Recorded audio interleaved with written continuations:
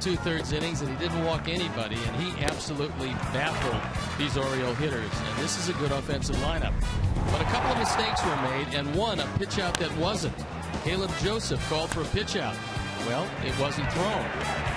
Melky Cabrera with a 2-base hit. It scored a run. They scored another one later, and then in the ninth, a mistake, a double play that wasn't made. Good hard slide by Gordon Beckham, and that played at the third run. At the time, it was 3-0. Davis hit a 2-run homer, and that was the margin of victory. So an exciting first game, and now we go for the sweep. Yes, and we go from Chris Sale, a seasoned veteran, to a young man making his major league debut. Chris Beck is going to the mound, and he showed up in spring training pretty well. In fact, a lot of people at that time said that there was a chance he was going to be in the rotation in the not-too-distant future. As you can see, at AAA this year, 8 starts. He was 3-2, 3.30 ERA. That's pretty good. He was a second-round draft pick in 2012. Getting an opportunity today for his major league debut on a very warm, a very humid day in Baltimore. And if he took a look at all of what Chris Sale did, he realized he did change speeds. So we'll see what happens with Chris Beck today. That first outing, always nervous time. Tell me about it. So Steve and I will have the second game coming up in just a moment right here from Baltimore.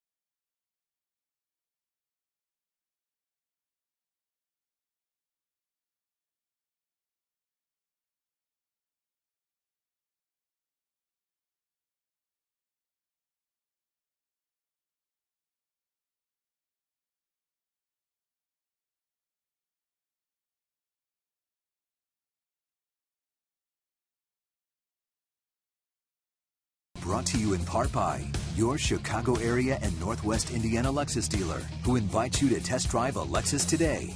Blue Cross and Blue Shield of Illinois, through it all. Audi, truth in engineering. Xfinity, your home for the most live sports.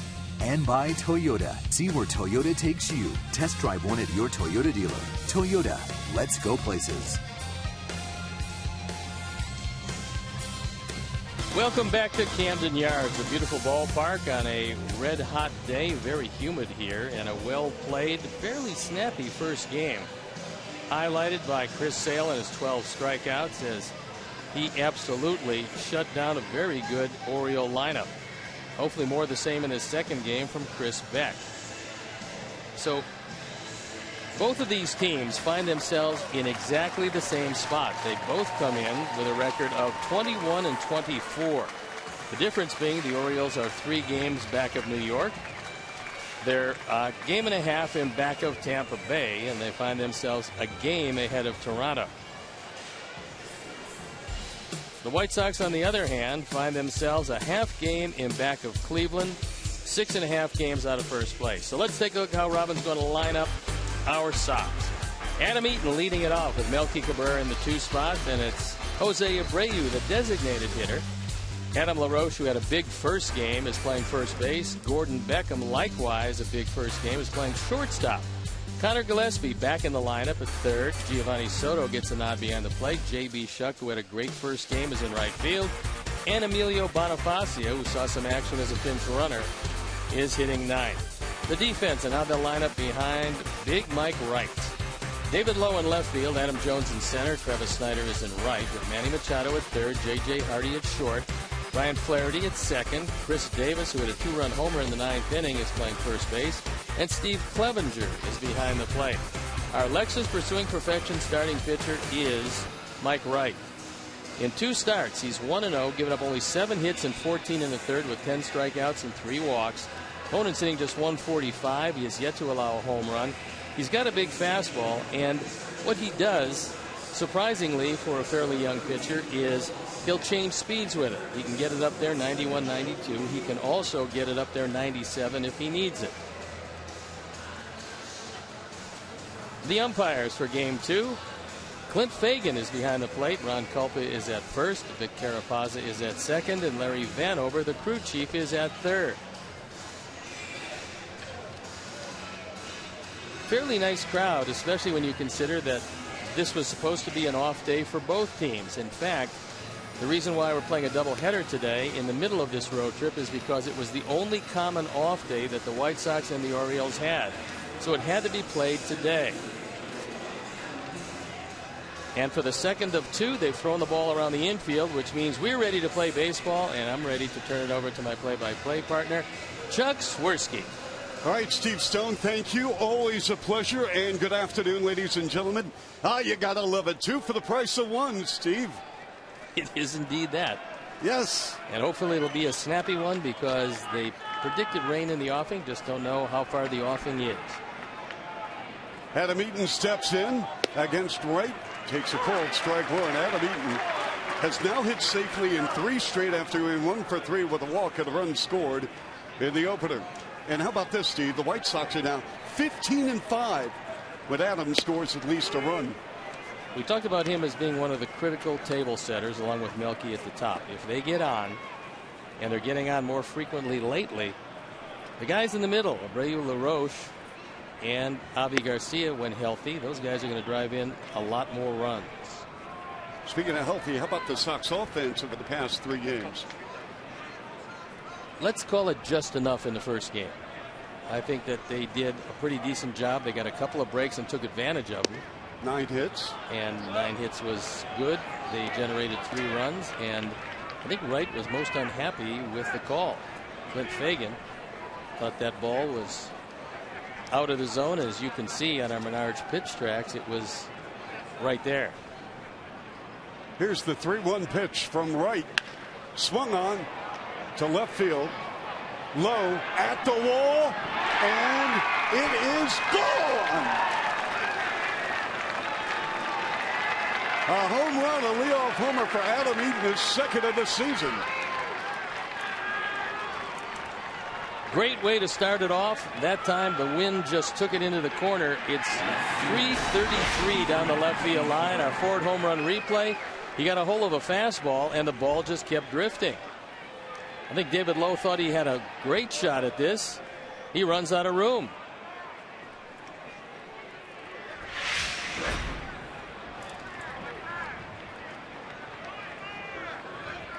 That's going to bring on Melky Cabrera. And Melky in game 1, 1 for 4 and RBI, batting .244 on the season. That's the first career leadoff home run for Adam Eaton.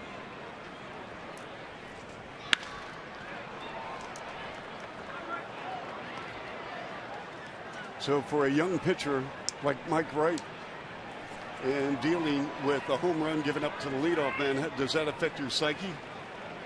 I think you have to put it behind you, but obviously it doesn't make your day.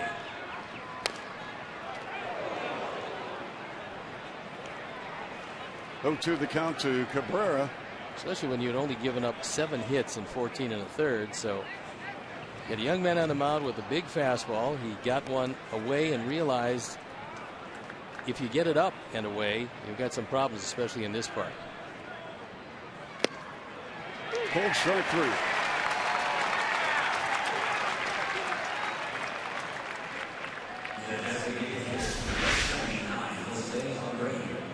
Clevenger wants it away, and that's a perfect pitch. So Jose Abreu at the plate. Jose in game 1 went 0 for 4 on the season. His average .277, 8 homers and 29 RBIs. So Adam Eaton leads off the ball game with a left field home run over the wall.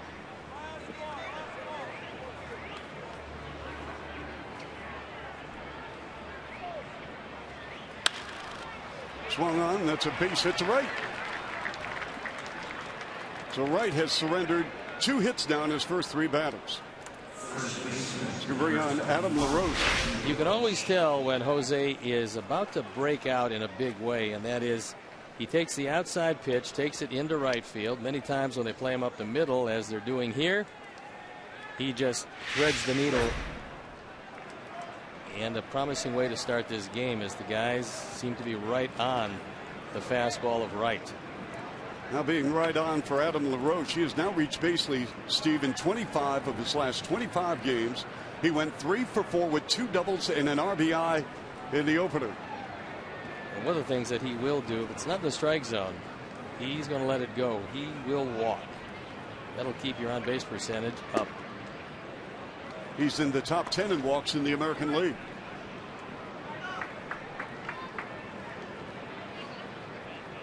On the season, that batting average is climbing now at .239. 4 homers, 18 RBIs. Abreu on first. Catches the inside corner.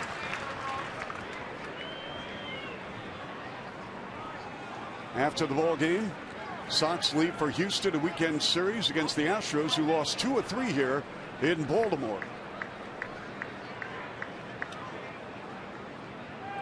Here's the 1-1 pitch. Tried to check it up, but couldn't do it.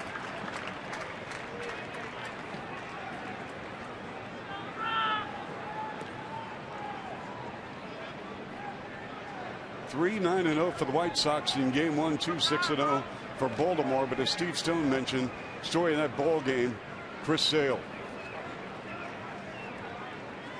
1-2 pitch went out. 2-2.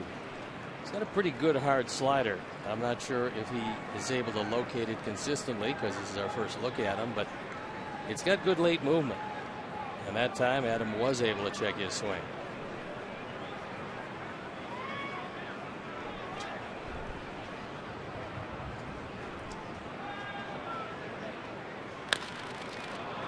The ball hit to left field, low on the run, and it drops foul.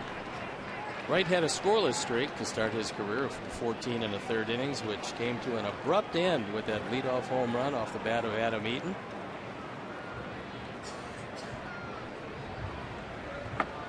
In fact, the last Oriole pitcher with at least 14 1/3 scoreless innings to start his major league career was a teammate of mine, Dave Ford, back in September of 1978. We were teammates the next year. He started out with 15 straight scoreless innings. So it's been a long time. And there's been some great pitchers that passed through this system. Shows you how rare it is to get the kind of start that Wright got. He too's from Cleveland, is he not? In the Cleveland area, Dave Ford? Yes, he is. It's a foul back.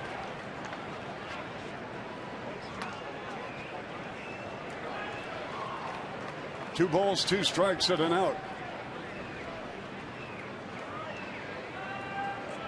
White Sox with a leadoff home run courtesy of one Adam Eaton. Abreu on at first. Here's the pitch. Just to our right, underneath the next booth. Well, you have to beware of the left-hand hitters because we're a lot lower here than we were in Toronto. You can actually get a foul ball in here, and I expect you to protect me if one comes back. Of course, I will always take the sword for you, Steve, because you've taken it for me over the past 4 games.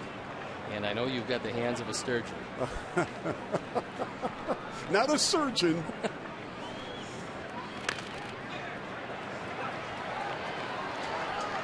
That one, another one fouled straight back. So Roche getting good cuts. He's just getting under a few. It's becoming a lot more cloudy here than it was in the opener, as they tell us that there is rain in the area, but right now none in evidence. 2-2 pitch, one out. There's a drive down the right field line, and it's curving foul. It's only 318 down the right field line, but you have to get it up in the air to get it out over that scoreboard. And that's going to send Clevenger out to the mound to talk with Wright. The wind hasn't changed at all. It's blowing straight in. Not a whole lot on it, but it did keep a couple of shots in the first game in the ballpark. However, it appears, judging by the fly ball off the bat of Adam Eaton, that it's taking it down the left field line. And that's one of the oddities of this park. Count stays at 2-2 with one out. We are very close. This is a great venue to call a ball game.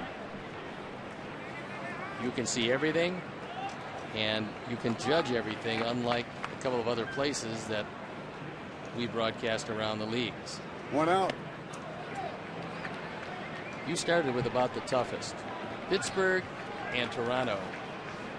You're so high that you can't really see anything or judge the fly ball, but that's our vantage point. It's a beautiful view of a gorgeous ballpark. You can see downtown over the center field wall, and the warehouse over the right and right center field wall. Beautiful. 3-2 pitch, one out, runner going. And again, a foul ball. I started out the toughest trying to replace Hawk. I'm just the designated broadcaster. Yeah, but you'll be here for a bit. You'll be able to refine your skills. And the greatest part about this is when you start to get real good, like in your last 5 games, then you won't be here after that. But you will have the satisfaction of knowing that you've gotten better with each and every game. And it doesn't get easy, but it gets a whole lot easier. 3-2 pitch. Swung on. Adam Jones makes the catch. That was a good at bat by Adam. He battled him, and eventually Wright wins the battle.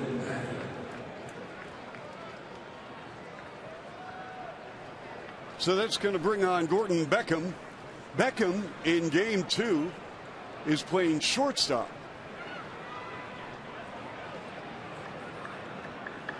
That's the original position of Gordon Beckham. But the way he's played third, Steve, I've been very impressed. Gordon's a good glove man. Doesn't matter where you put him. And I think it was somewhat surprising because he was tied for the home run lead in the country in his year at Georgia. He was a shortstop. They won the national championship. A lot of people felt that Cincinnati, who was at 7 in that draft, would have taken him. But instead they went after a first baseman, Yonder Alonso. And the interesting part about it was they had Joey Votto at first base. And so with Joey Votto at first base, where he still is, you took a guy with really only one position, that was Alonso, who was known to have a pretty good bat, a suspect glove, and they took him at 7. A lot of people felt that with the only player in the organization that was a shortstop, Chris Felica, that they would pick Gordon Beckham. They didn't, and the Sox took him at the 8th pick. 0-2 pitch, 2 outs.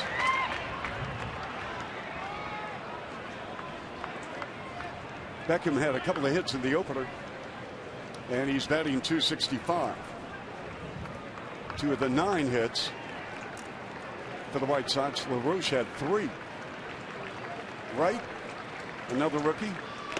Swing and a miss by Beckham. And the Sox for time. But the White Sox come up with a run on an Adam Eaton solo blast to lead off the ball game. We go to the bottom of the first right here on Comcast Sportsnet.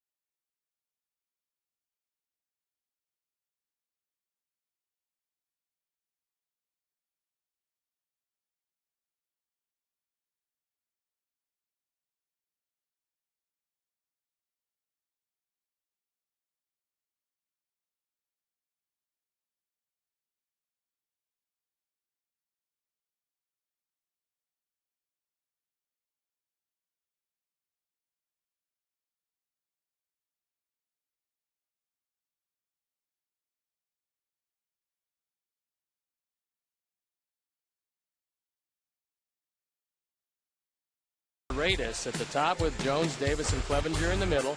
Then Hardy, Flaherty, and David Lowe playing left field in inning 9.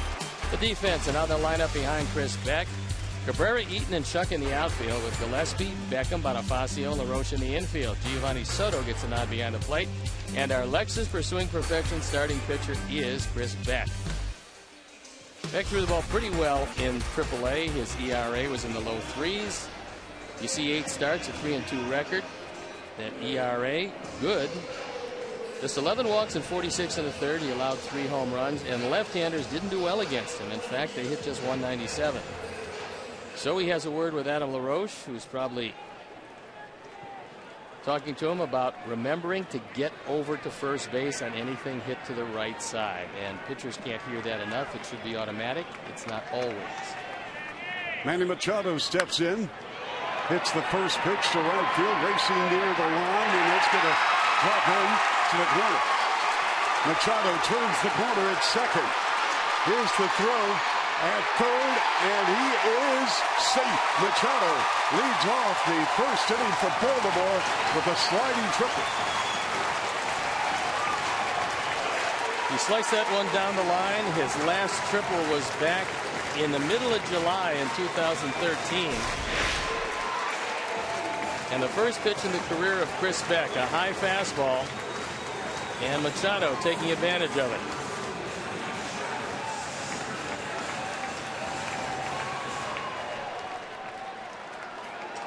He stumbles briefly and barely makes it into third base, and wisely, Connor Gillespie kept the glove on him, but he didn't come off the bag.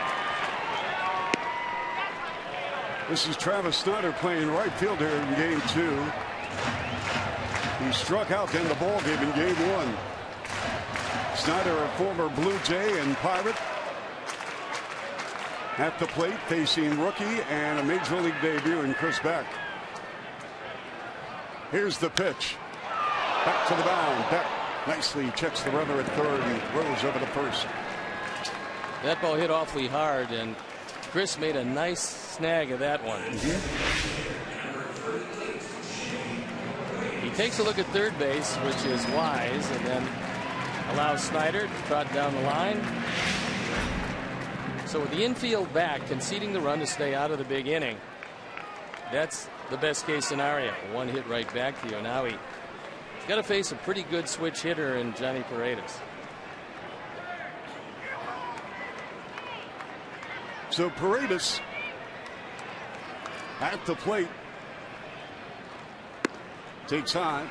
Paredes went 0 for 4. He struck out 3 times, batting .343, 6 homers and 25 RBIs. He's a much better left-hand hitter, hitting .368 left-handed. 1-0 pitch. Outside 2-0. Talk about fielding position. You know, you play with Jim Palmer, of course, who was excellent on the mound. You broadcast many seasons watching Greg Maddux. And Mark Burley. Yes. All multiple Gold Glove winners. We have 1 out, 2-0 count.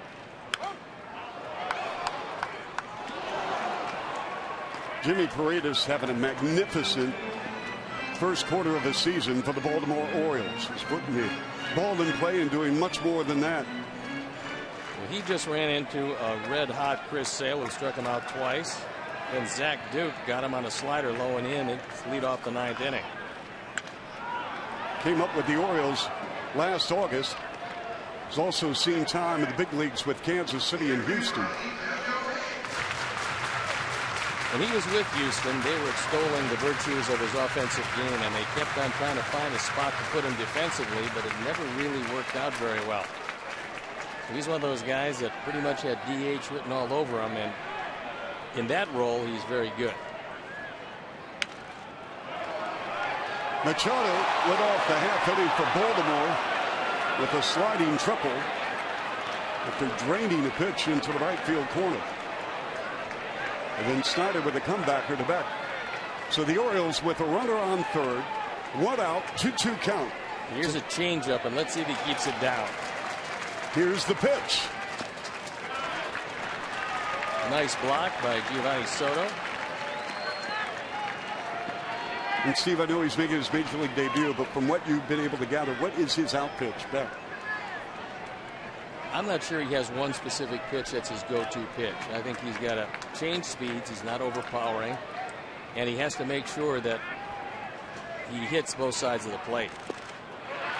Freitas has reached with a walk. And now the Orioles with runners at first and third in the bottom of the first. And that's going to bring on the dangerous Adam Jones.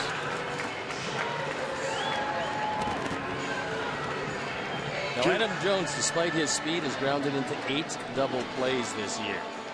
So you get him to keep the ball on the ground, and you got a pretty good shot. And it wasn't necessarily a bad thing to throw 2 straight changes to Freitas, who in the first game expanded his strike zone. In the meantime, by walking him and not allowing him to drive home the run, you set up the double play and maybe out of the inning with the ground ball. Went 1 for 4, struck out twice against Sale. In the Houston series, tried to go the other way to right. We have 1 out here in the bottom of the first. White Sox with a 1-0 lead thanks to an Adam Eaton left field solo blast. Chris Beck making his major league debut.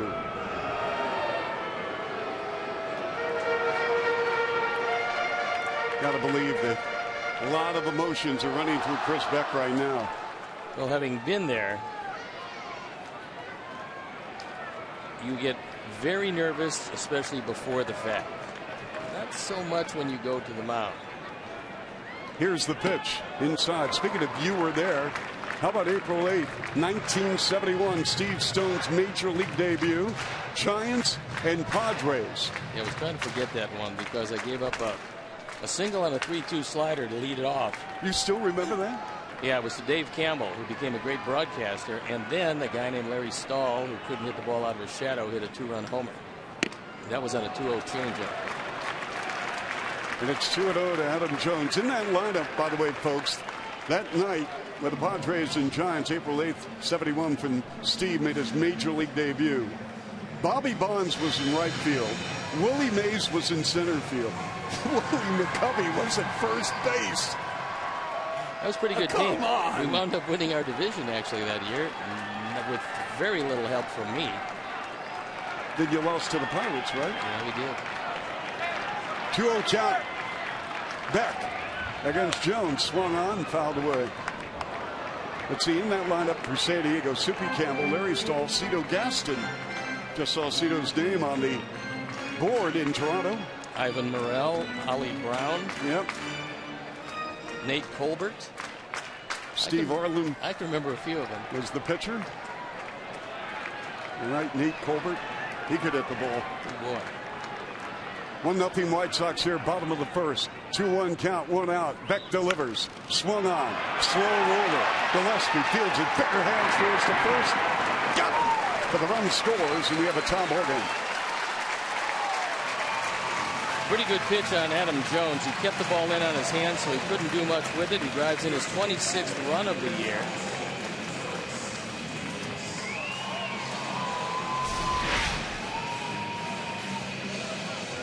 There's some good late movement on this fastball inside, and Jones can't do anything. Fine play by Connor Gillespie. Bare hand pickup and throw in one motion. And on the play, Machado, after his leadoff triple, scores to tie it. Chris Davis with a 2-run shot in game 1 for the Orioles is at the plate. He's now homered 3 times in past 2 games.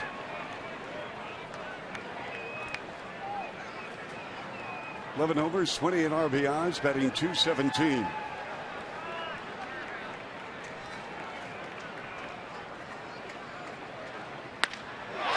That ball is well hit in the alley, and that's all the way to the ball, and it bounces into the stands for a ground rule double, and the Orioles take a 2-1 lead. Well, unfortunately, Chris Beck, with first base open, decides to go right at one of their better run producers. Giovanni wants that ball up, and Chris gets it down. And Davis drives home his 29th run. You've got Clevenger in the on-deck circle, who has yet to have a major league at bat this year. And Davis is now at second. Here's the pitch. Clevenger, he was just recalled from Norfolk, their AAA ball club in the International League. He's a former Cub. Having a good run at it down there. And left-hand hitting catchers are pretty valuable. Swing and a miss by Clevenger. Baltimore gave up a ton. That was in a trade with the Cubs. Also in that deal, Scott Feldman was headed to Baltimore. J.K. Arrieta was in that trade. Here's a pitch. 1-2, 2 outs. Jake Arrieta has turned into a very good pitcher. Clevenger at 225 last year and 89 at bats, covering 35 games for the Orioles. Spent most of his year at Norfolk in AAA. Also made a stop at Aberdeen in A ball. And he's from this area. Clevenger is.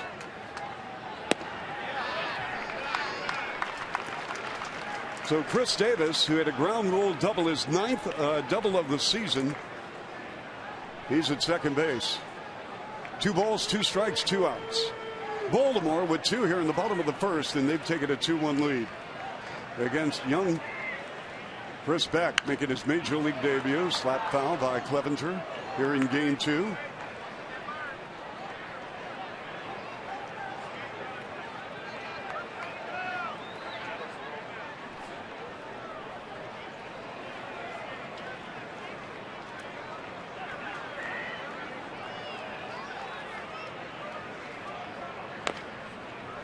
Chopped away.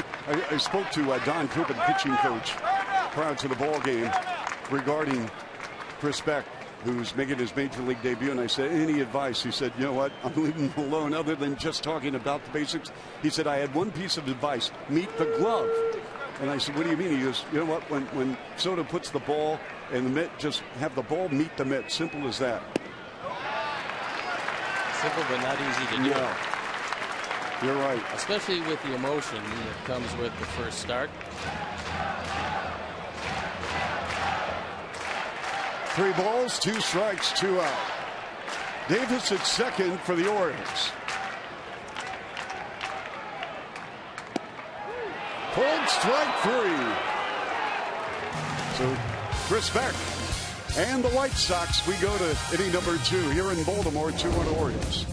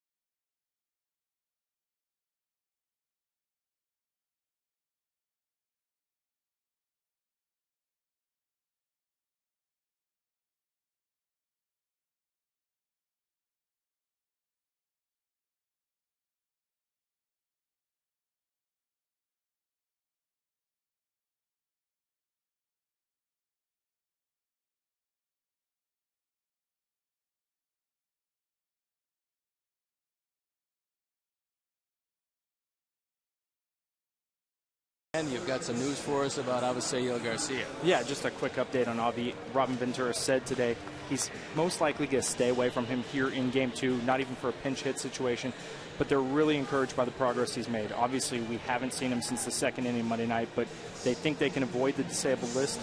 Herm Schneider's very encouraged.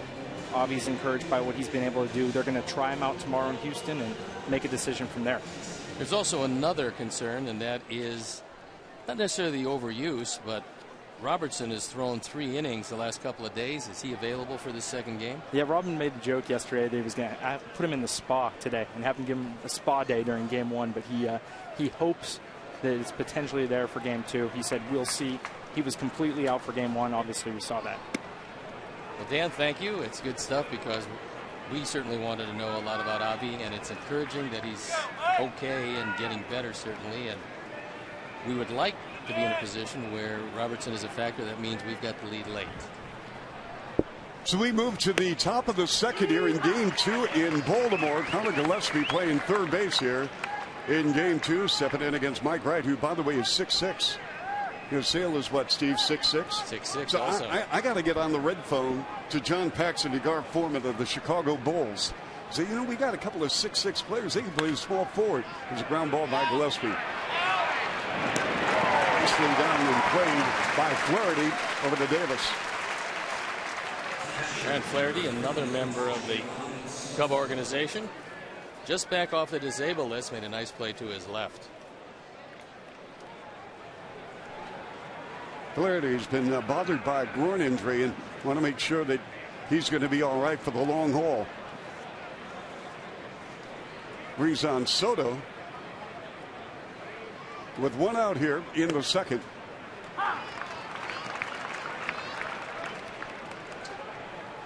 Soto caught a couple of ball games in the Jays series, went 1 for 5 on Wednesday on the season, 2 homers, 7 RBIs, batting .183.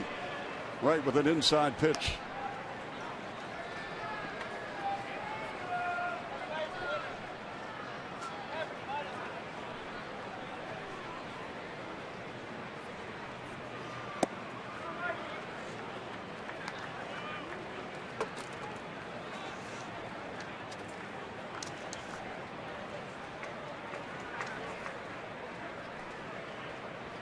And the delivery swung on. And that is a fair ball down the left field line in the corner. Soto turns the bag, headed to second with a stand-up double. That was scolded. And that ball didn't come out of the corner. That ball just pretty much stuck right where it hit the wall. A high fastball by Wright. And at 92, high fastballs get tattooed in the major leagues most of the time. He takes it down the corner, and it looks like it's going to pop out, but it never does. It just hangs right there. So Gio in scoring position. J.B. Shuck, who is on fire for the White Sox. 2 hits in game 1. He had 2 hits yesterday. He had 2 hits on Tuesday. And by the way, he's now 4 for 4 stealing bases. The Sox were very aggressive in the first game. It was something that I like to see because when you're not hitting the ball out of the ballpark, the one thing you can do is move around the infield defense by starting your runners. And there was a couple of hit and runs tried, 1 successfully, and a few stolen bases. So this team is starting to run more. When your runners get on, you might as well send them. Called strike. Because it puts a lot of pressure on the opposing defense. It does that. The pitcher has to think about a base stealer at first, and somebody has to cover second base if it's a guy trying to steal second, which pulls him out of a defensive position. Shuck is now batting .313 and playing a great right field. Right with the pitch. Out of play to our left. What do you like about him, Steve? J.B. Shuck. I think the fact that he can run and brings you both speed, whether it's offensive or defensive speed. He's shown he's a pretty good base stealer. He's got a good sense of what to look for as far as a key from the pitcher. And, you know, when you add to overall team speed, it's always a good thing, and JB does that. Plus, he doesn't mind hitting off the bench, which is a tough thing to do. Yes, it is. Here's a ground ball to Flaherty. Soto goes to third, and the toss over to first to Davis in time. So let's take a look at our picks to click for this second game. Chuck/Hawk wants Emilio Bonifacio. Yes. I, on the other hand, will go with Connor Gillespie, who was absolutely robbed. There was highway robbery on that ground ball to second. And Gordon Beckham is the choice of the crew. Is 9, 9, and 7 as the race is heating up as we move to the second quarter of the season. 2-1 Orioles with the aforementioned Bonifacio at the plate. Make me a smart man, Emilio. Come on. Maybe not. Here's a pop-up in the infield in foul territory. Machado with the catch. So we go to the bottom of the second. Orioles with a 2-1 lead right here on Comcast Sportsnet.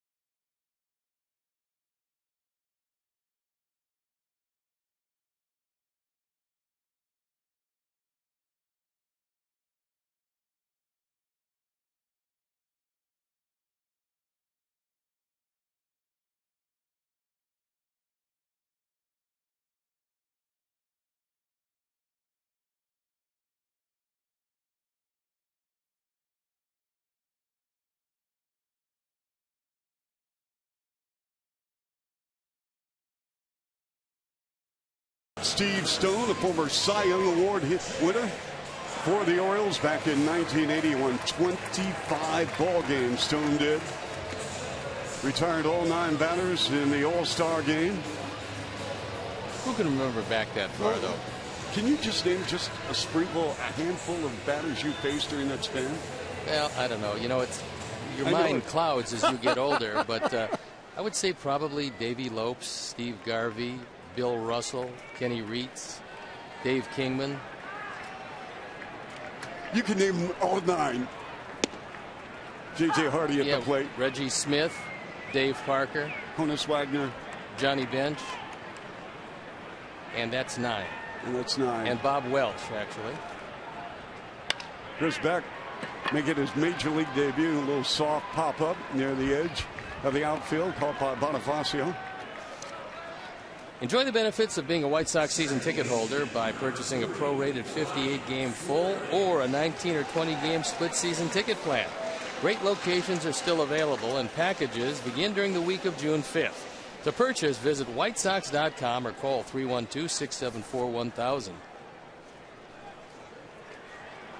That's going to bring on the second baseman here in Game 2, Ryan Flaherty. This ball hit to left center. And the catch is made by Cabrera.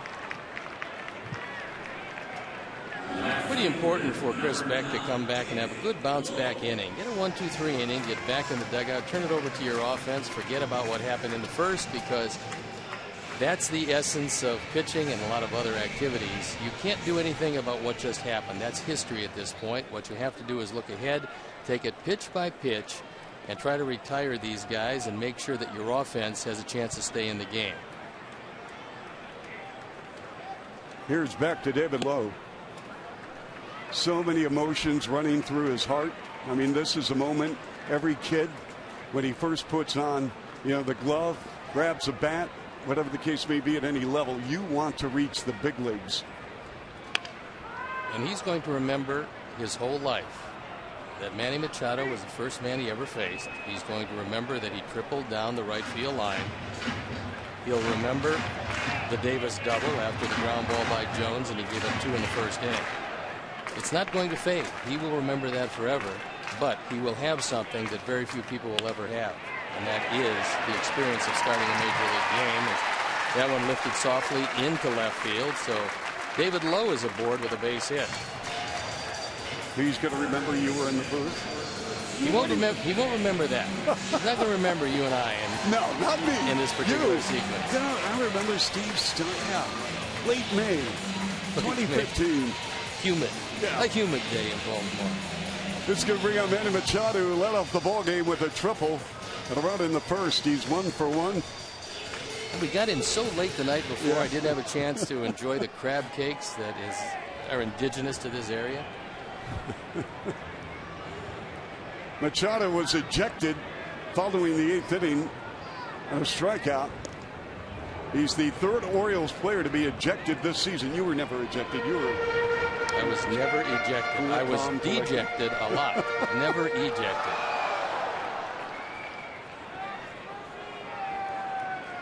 Two-1 Orioles here in the bottom of the 2nd.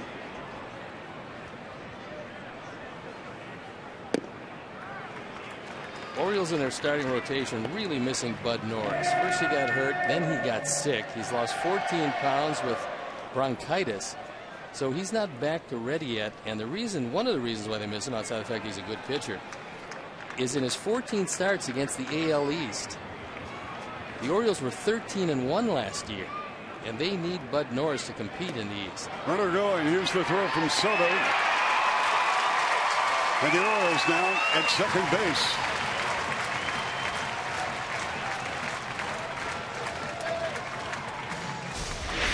David Lowe, who did not start the first game, getting a good break. The throw is not a good one. And on the swipe tag by Bonifacio, he never gets a piece of him. So Lowe keeping his body away from the swipe tag, and he steals a bag. 2-0 count to Machado with 2 outs here in the bottom of the 2nd. Lowe at second. Beck checks the runner. Here's the pitch. And that one right off the foot of Manny Machado, and that one hurt. Well, Steve, let me ask you a question. You know, Baltimore, they won the East last year, fourth different team in 5 years to win the division. And yet they lost Nelson Cruz. He's in Seattle, big contract with the Mariners. Andrew Miller, big contract, 4 years, 36 with the Yankees. Is this Baltimore team capable of repeating as champions in this division? Assuming they get some of their starting pitchers back, yes, they are. I mean, I think anybody's capable of winning in the East. Buck Showalter realizes that he's got to get healthy. He would love to have Wieters back, because without him, that's a problem, because not only is what Wieters gave you offensively, and he's a switch hitter, but he was the leader of this team in the infield. I mean, he took command of the pitching staff. He does a great job with them, and they've lost a lot. And Matt Wieters will get back. They expect him back in the not-too-distant future. Here's the pitch. Inside. And it's 3-1 with 2 outs. Wieters underwent Tommy John surgery in June. So they are expecting him back. He's out of rehab assignment. He's playing every other day. He's playing some DH and Bowie. Another pitch in the dirt. And the Orioles have runners at first and second now, Steve, with 2 outs. Probably the toughest thing for young pitchers to learn, and it's not automatic, and that is you get 2 quick outs in an inning and then something happens, in this case a base hit by Lowe, and all of a sudden you find that it's a little more difficult to shut down the inning. And that's just a product of a young pitcher in his major league debut. And it's going to happen to all young pitchers, even well beyond their debut. It takes a while to learn how to shut down the opposition, get out of the inning on as few pitches as you can, and turn it over to the offense. 2 on, 2 out. Snyder at the plate. Swung on. Here's a ground ball to first. And LaRoche takes it to the bag, and the inning is over. And it's 2-1 Baltimore. We go to the 3rd right here on Comcast Sportsnet.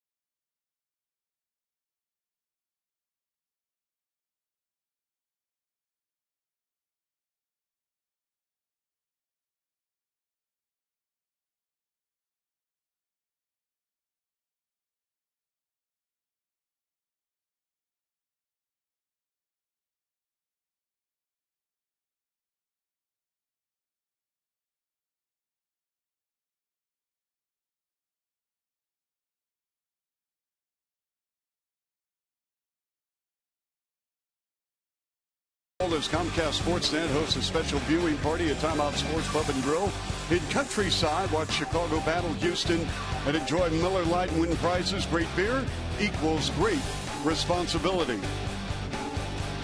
Adam Eaton start off the ball game with a solo blast, a home run to left. The first pitch here in the top of the third from rookie Mike Wright. That batting average starting to climb, and for Adam, who's hit the ball very well recently, it's a great sign for the ball club. When he's getting on, he finds a way to score, and he's been getting on a lot more as things start to heat up for him. 2-0 count to Adam Eaton.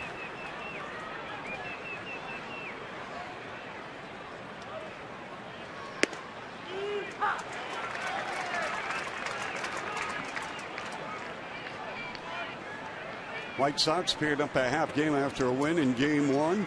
Kansas City, Minnesota tied for first in the Central. We thought we were going to see Alejandro Diaz, former member of our Sox team, when we came to town, but they designated him for assignment. And what does that mean for our viewers, Steve? And that means that they've got 10 days to make a deal for him, or he becomes a free agent. And that means he is no longer with the Baltimore Orioles. And Buck Showalter had some interesting things to say about him. He said, look, he showed signs of being a pretty good player, just not enough of them and not consistently enough, but he anticipates somewhere along the line they'll come back again. And hopefully for Alejandro, who is a really nice guy, they will. We wish him the best of luck and see what happens for his career. I think he's got some baseball left in him. We'll see who needs a guy who will get the occasional hit and has got some speed. 3-2 count, nobody out here. And here's a ground ball to Flaherty. And we have one out here in the top of the third. White Sox fans celebrate Italian Heritage Night presented by Beggar's Pizza when we take on the Detroit Tigers on Friday, June 5th. Italian Heritage Night will feature specially priced tickets and a post-game fireworks show. To purchase tickets, visit whitesox.com/Italy. So Cabrera, who's 0 for 1, he struck out in the first, went 1 for 4, scored a run, had a double in Game 1. Melky at 243. The encouraging thing, as you mentioned, Steve, was the fact he got an extra base hit. First time in a while for Melky, it was on a hit and run. And hopefully we see a whole lot, many more of those. That's a solid base hit to left for Melky.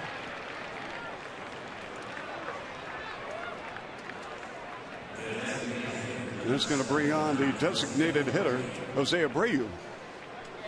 Melky gets a high fastball. And he's able to guide it into left center field. That's where most of the American League has been going after him during this prolonged stretch where he hasn't had extra base hits. They've been throwing him high. He can usually hit that pitch if he swings at high strikes.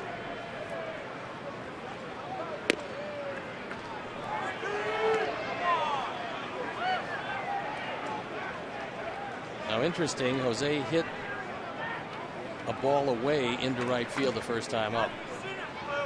Many pitchers will think about keeping the ball inside, but this is going to be a slider away again. Here's the pitch. And he got lucky because he hung that. Clevenger wanted it outside. And Wright hung it inside. Take a look where Clevenger is set up. He's set up on the outside corner. And this one hangs on the inside part of the plate. With one out and Cabrera at first. Mike Wright, the rook, goes inside on Jose. And it's 2-1.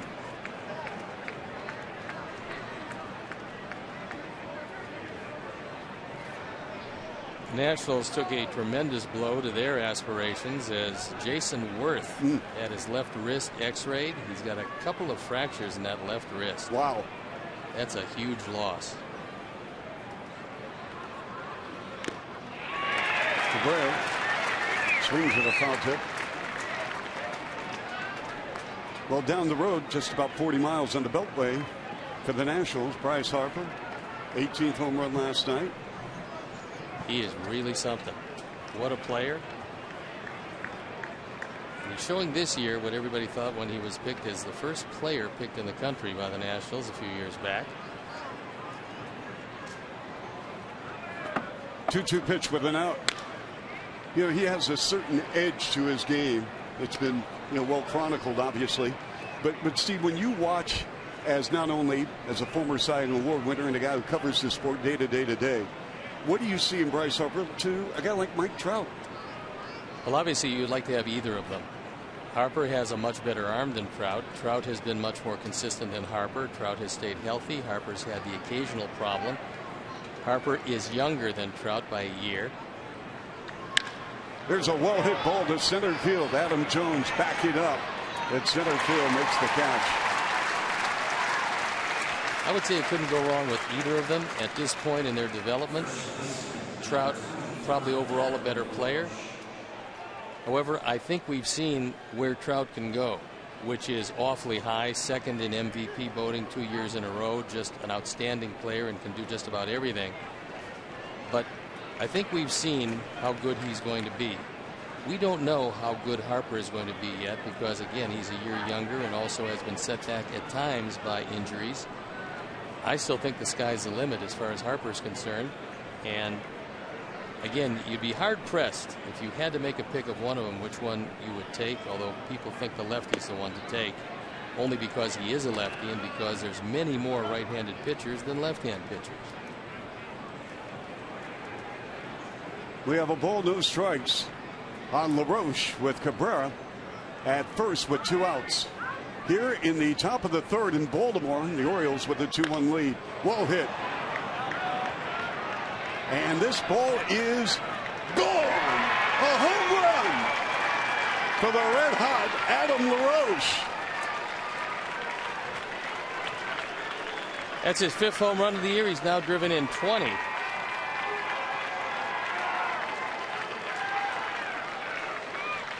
And that ball was, although not scalded, hit high enough and far enough to easily get over the wall. Our Ford home run replay, he gets a hanging curveball. This one's spinning over the middle of the plate. And LaRoche takes it out. And interestingly enough, I talked with a scout between games who said to me that Adam LaRoche is always a slow starter. He said he's going to have his usual numbers by the time this season is over. And we're seeing him get better and better at bats with every passing day. Well, he has been on fire on this road trip against the Jays and now against the Orioles. Here's Beckham with a lazy ground ball. Machado double clutch to Davis, and he gets him by a foot. So we are going to take a break here and go to the bottom of the third, but Adam LaRoche with a 2-run shot propelling the White Sox to a 3-2 lead.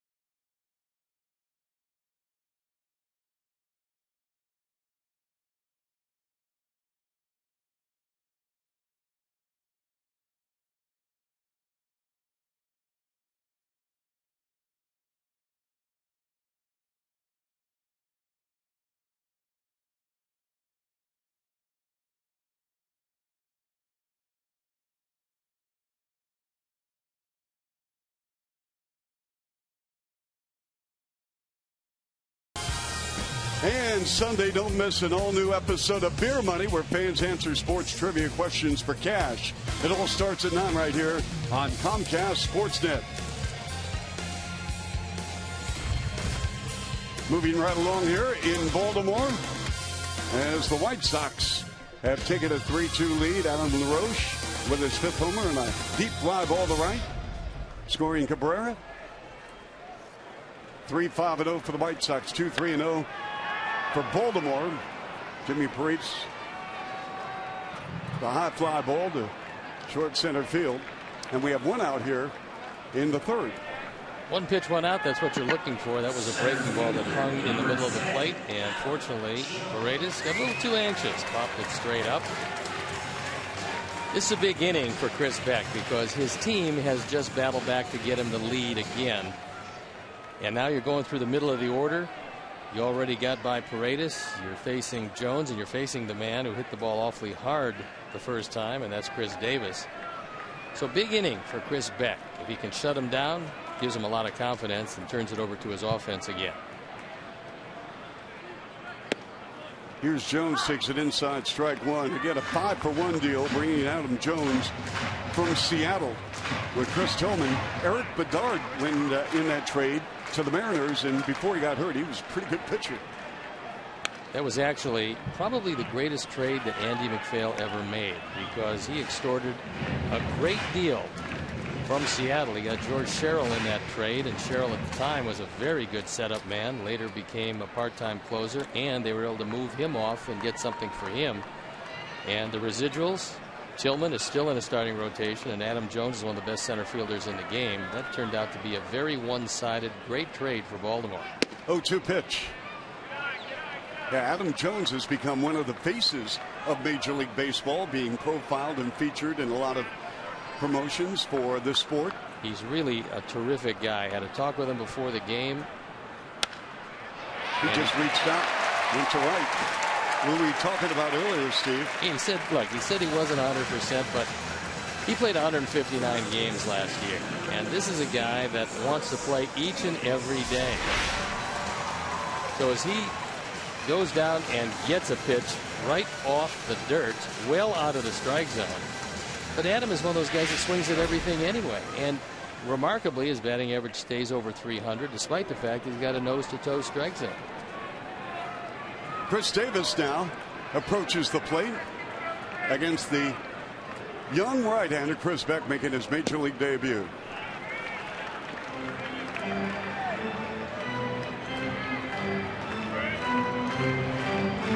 Chris can keep it inside on Davis and throw it above the belt. He's going to get a ground ball to the right side, which could very well turn into 2.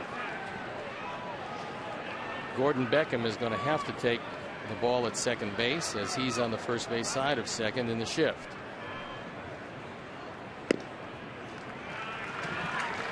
And it's 2-0. Davis hit a 2-run homer in the first game of this twin bill. Had 2 homers yesterday in the Orioles' victory over Houston.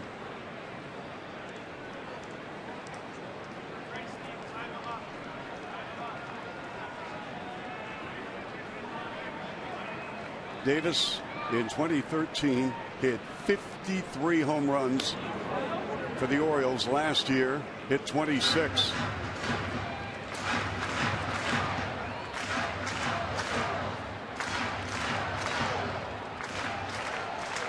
Two balls, no strikes, 1 out. 3-2 White Sox here in the bottom of the 3rd. Jones at first. Normally you'd really have to worry about Jones running here, but we'll see with that knee.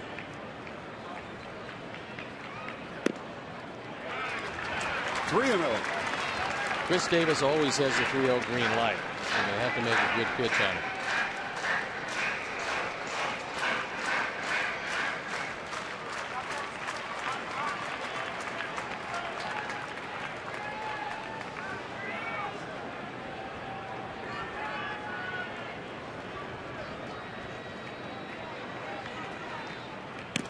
Outside, and the Orioles have runners at first and second with 1 out.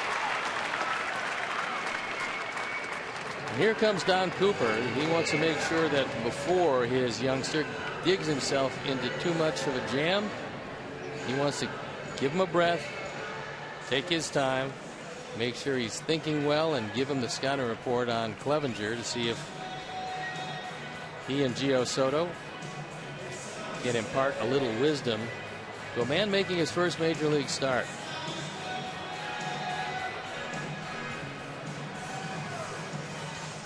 Sox fans, join us on Saturday, June 6th at 6:15 as our White Sox take on the Tigers. Also, the first 5,000 kids ages 13 and under will receive a White Sox Kids XL hoodie presented by Aquafina. Purchase your tickets today by visiting whitesox.com/promos. Clevenger at the plate now for the Orioles. Clevenger struck out in his only appearance against Beck. Just recalled from Norfolk of the International League. With one out here and two on. Clevenger for the Norfolk Tides batted .352, 2 homers and 14 RBIs, but he won praise for his work behind the plate.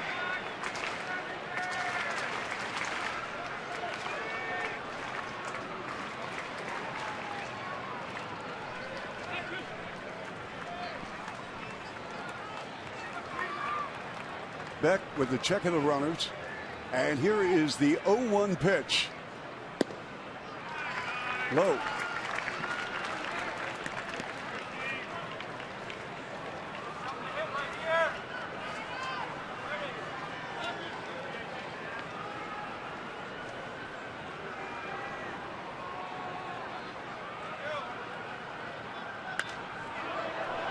One and two. Sox with a 3-2 lead. Got a 2-run shot in the third from LaRoche. Adam Eaton started the ball game with a solo blast. And a battle of two rookies on the mound today, respectively, for the White Sox and the Orioles. Chris Beck for the Sox. And it's left on the down into left field for a base hit. Jones going to turn the corner. We got a play at the plate, and he is safe. And advancing second and third now for the Orioles. Milwaukee made a pretty decent throw, and it looked like Adam Jones is hurt. He's followed by Richie Van Sales, the trainer, and that would be a terrific blow for these Orioles. Milwaukee came up throwing, and he thinks he's got a shot at Jones, who's not running quite as well. Unfortunately, the ball gets away. It wasn't a bad throw, and you can see the look on the face of Adam Jones as he comes rolling across the plate and right down the tunnel into the locker room. I want to pick that up in a moment, Steve. Good point on your part with J.J. Hardy at the plate. Did Adam Jones, when he went into the plate, now he really didn't slide. He tried. Was he trying just to stand up and score, or did he hesitate, thinking, should I slide? Should I stand? I didn't think he thought there was going to be a play on him. Here's Hardy. And Gillespie can't make a play at third. The Orioles score. And Baltimore is taking the lead.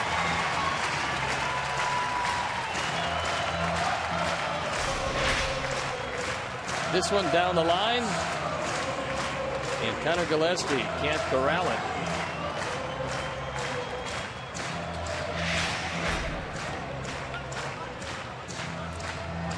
So Jones scores, Davis scores. He was the walk, and Adam Jones coming home, his left ankle. It turns.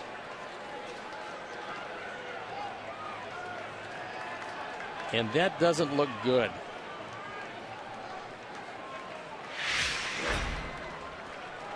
So J.J. Hardy with a single on a ground ball to third. He's going to put Clevenger at third. Brian Flaherty at the plate. Lazy fly ball to left field. Cabrera with the catch. Nice peg.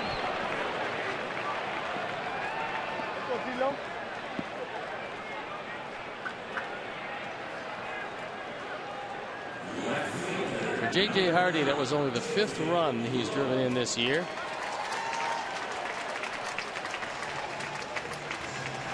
And for Clevenger, his first after being recalled. And on that play, it was charged E2 as the runners moved up after the ball caromed off the glove of Soto.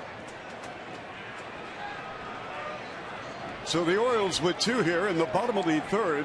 They've taken a 4-3 lead. They've got 6 hits, the Orioles do. The White Sox 3 runs on 5 hits and an error. Beck facing David Lowe. Lowe with a base hit and a stolen base.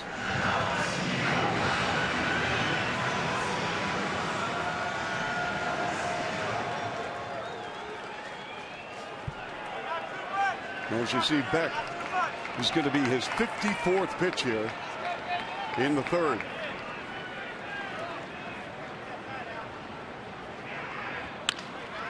The ground ball, Bonifacio, a couple of hops, and the flip over to Beckham, and that'll do it. So we go to the 4th inning. Orioles have retaken the lead, 4-3.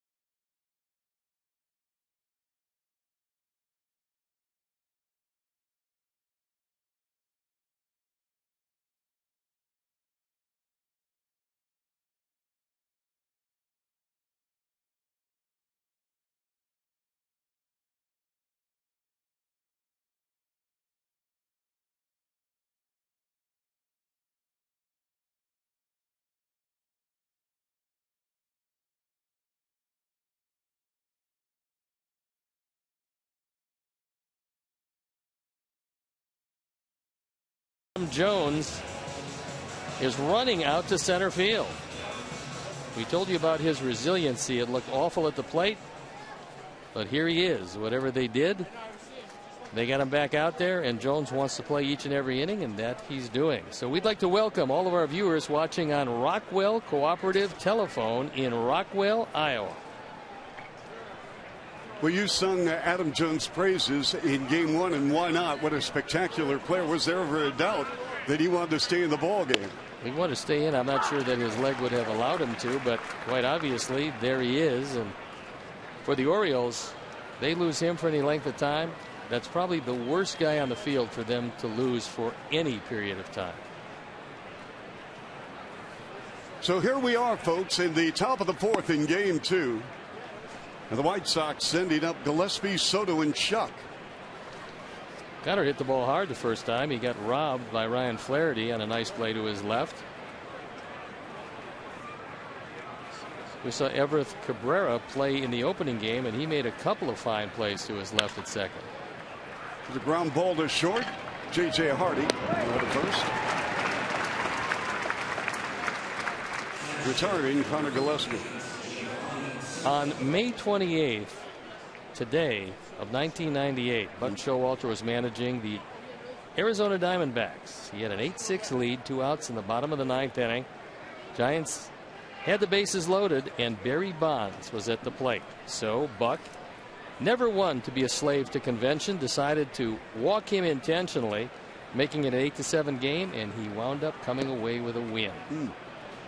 Now, would you say then that Buck Showalter is unconventional, that he thinks outside the box based on not necessarily that play, but overall when you've seen him manage, whether it was New York and Texas, Arizona, and now Baltimore? I don't believe I've seen a more introspective manager who tries to understand, and if he doesn't understand, he will find out every aspect of the game better than Buck Showalter. I think he's the best he's ever been as a manager these days because I think he's able to relate to the younger players. I think at first it was difficult because he was a young manager. Now I think he's learned a great deal about how to do this, and he just keeps getting better. And I think today, unlike maybe other times, relating to players is a big part of what a manager has to do, that and dealing with the press, and Buck has always been able to do that. Here's Soto lifting a fly ball to right. He'll be hauled in by Snyder. But aspirationally, I'm not sure how much longer Buck wants to wear that uniform. I do believe that eventually, and I don't know when, it's down the road sometime, but you're going to hear his name as a general manager because I believe he has those skills. I think that eventually he wants to do it. Again, I don't know how much longer he wants to be in that uniform. I think he would like to win it all once. A couple of his teams won it all right after Buck left. I think he doesn't want to be consistently tagged with that. Here's Shuck. Well, you know, we've seen managers become general managers and some managers become general managers, reverse order. No balls at a strike with 2 outs here for Shuck. It's inside. Almost hit him. But see, you know, managing, you get in the dugout, it's so intoxicating. I mean, it's like almost like a player. Now, you made a smooth, seamless transition from being a player to the booth. But as far as managing, I mean, once it gets in your blood, especially if you're a lifer, is it tough to put on a suit and tie? I think it's a lot easier to go from being a manager to a general manager than it is from going from a general manager like Dan Jennings is doing is becoming a manager. I think that's a really tough transition, especially when you've never done it before. I've seen a lot of managers that I believe would be outstanding general managers.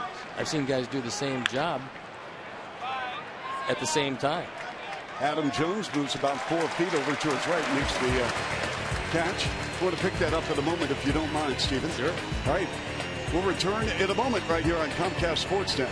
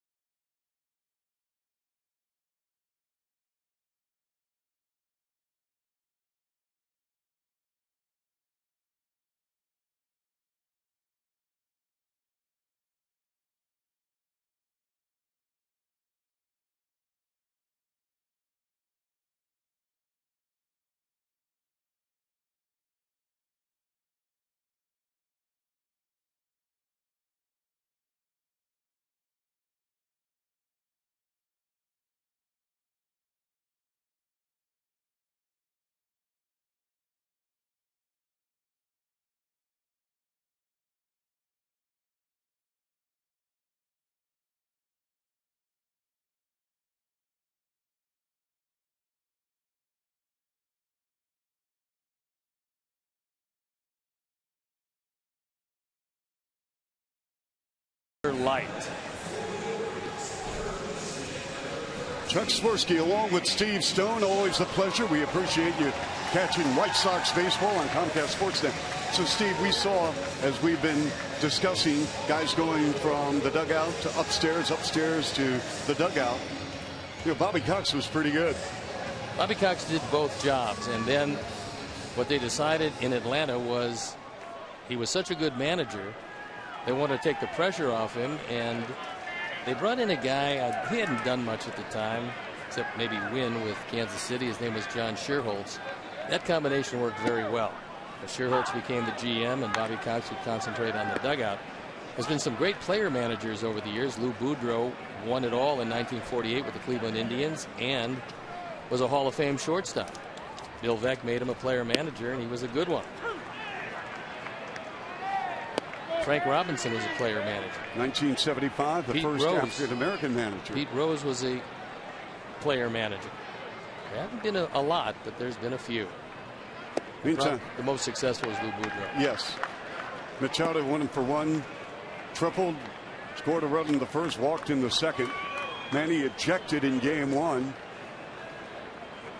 Didn't like that called strike. 4-3 Baltimore. And he's a cold strike out. He doesn't like the call, but he turns over his right shoulder.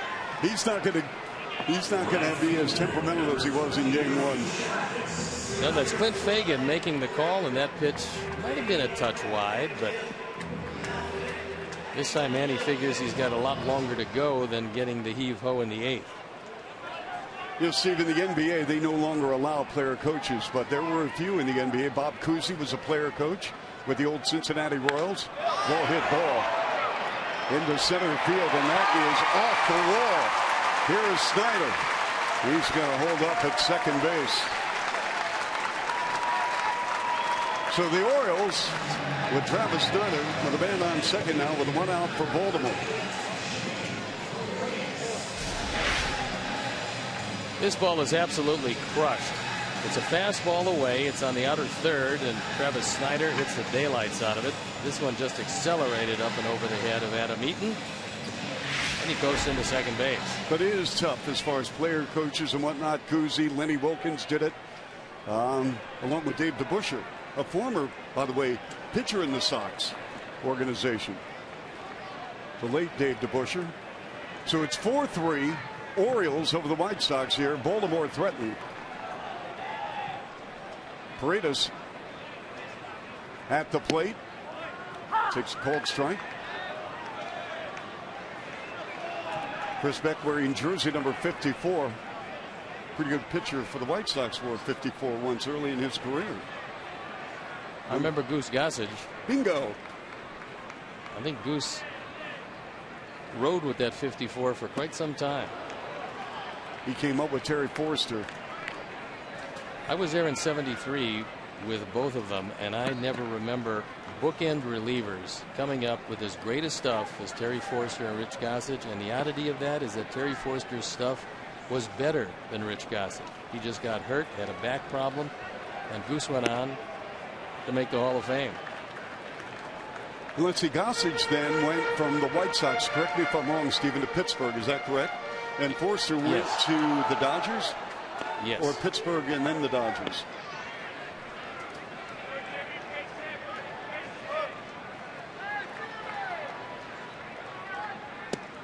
Swing and a miss by Paredes. He's out. That ball was down, maybe out of the strike zone, and Paredes, who's had a tough day, goes down on strikes.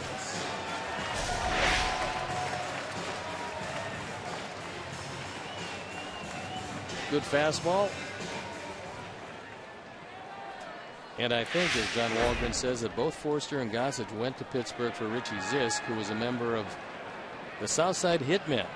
I had just come back to the South Side to play on that team. It was entertaining. They could really hit, and they couldn't really feel. Wow. Are you being kind?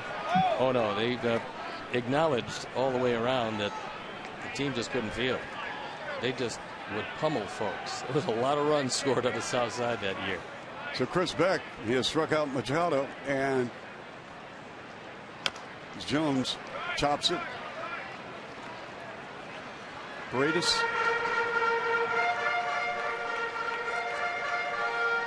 Adam Jones, who scored a run, but it was awkwardly done, and we were concerned about that ankle when he went into the locker room.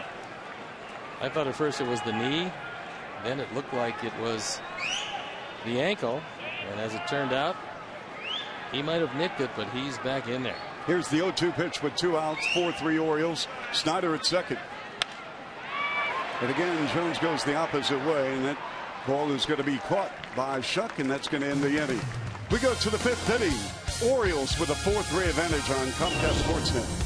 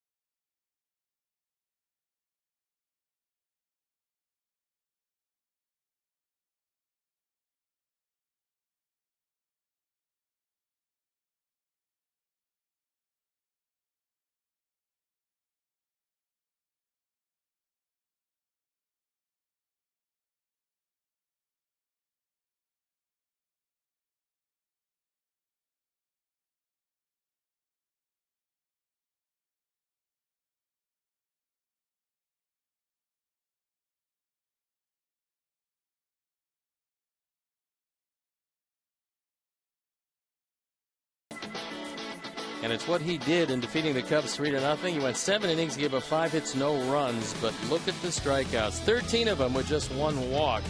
That's a season high in strikeouts. His 5th straight win, 4th double-digit strikeout game.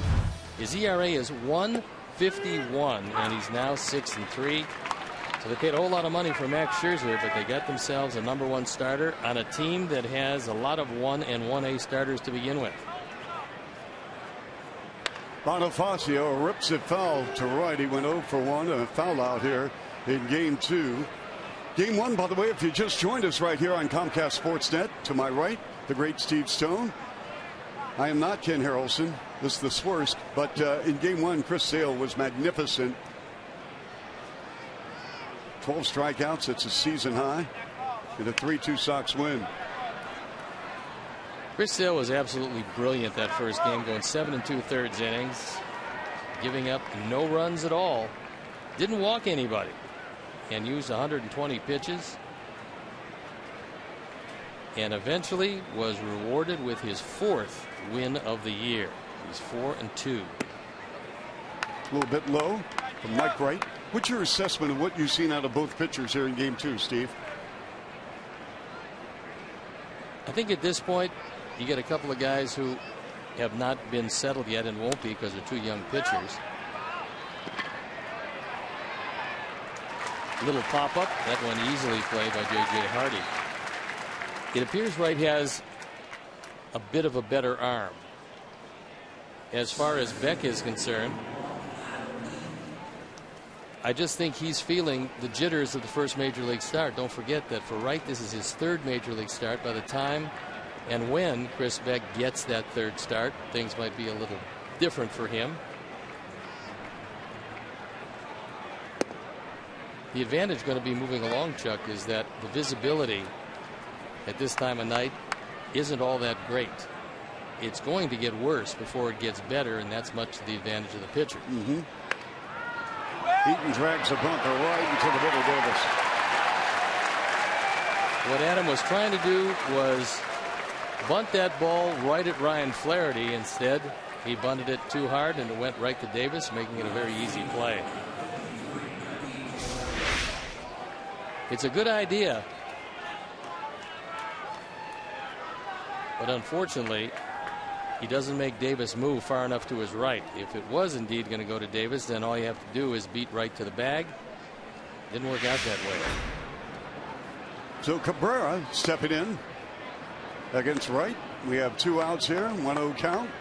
We're in the top of the 5th in Baltimore in a make-up doubleheader here at Camden Yards. It's turned out to be a pleasant afternoon after a sticky, steamy Game 1.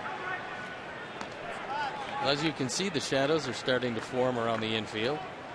It's going to get a bit worse. The lights haven't come close to taking over yet. There's a well hit ball laced into center field for Melky.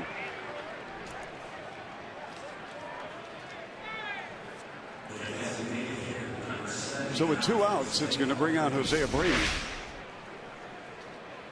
Melky with a couple of singles. So he had a big RBI double in the first game, a couple of singles here in the second game, and he represents a tying run. He's 1 for 2 with a single in the first. 4-3 Baltimore, 4-7-0 for the Orioles, 3-6-1 for the White Sox, who are trying to win their 3rd straight game. Couple of hops, and the inning is over.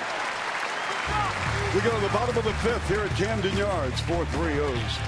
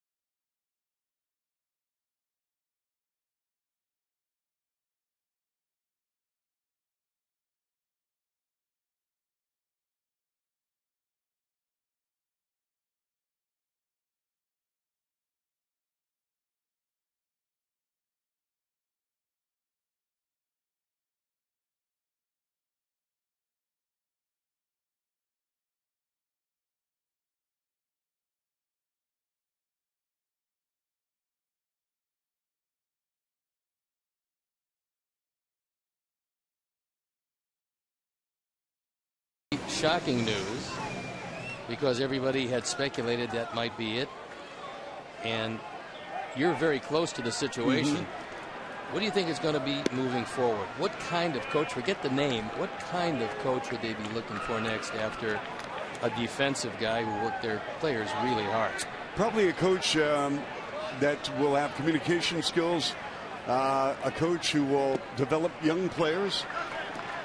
And again, you know, I wish Tom Thibodeau all the best, and I have a lot of faith in Gar Forman and John Paxson. These are 2 not only outstanding front office basketball executives, Steve, but also as people, period. And they have put together a great culture with the Chicago Bulls, and they're going to bring in a coach, and the Bulls are going to turn the page, and they're going to win, period. Here. I think a whole lot of folks anticipating that and would love to see it ASAP. It's a called strike on Chris Davis. Good straight change that time by the youngster.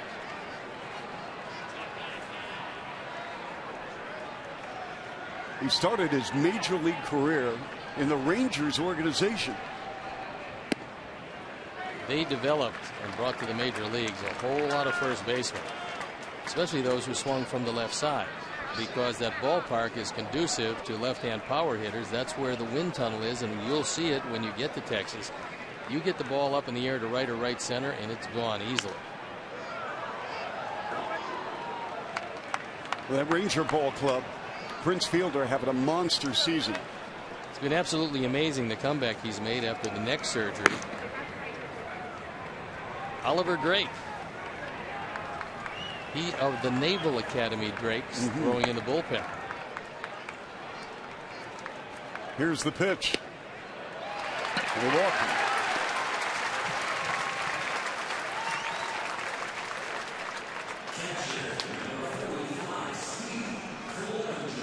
So Davis has reached base now all 3 times. Here's our Xfinity high-speed action replay, and it's a base hit by Clevenger. His first run batted in, and here comes Adam Jones, and Melky makes a pretty good throw. Jones actually came tumbling in. He was between sliding and running through the plate, and when you do that, you can get hurt.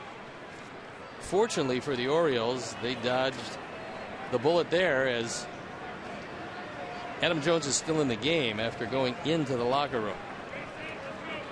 Nobody out. Davis at first. Clevenger 1 for 2 with an RBI single in the 3rd. Orioles with a 4-3 lead just outside. And it's 1-0. 4 walks for young Chris Beck.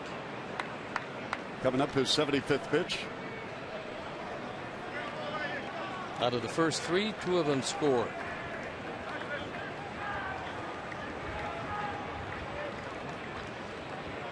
Runner takes off. Davis headed to second.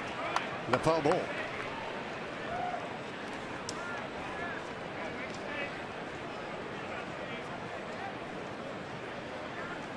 You only can imagine what Chris Beck is thinking.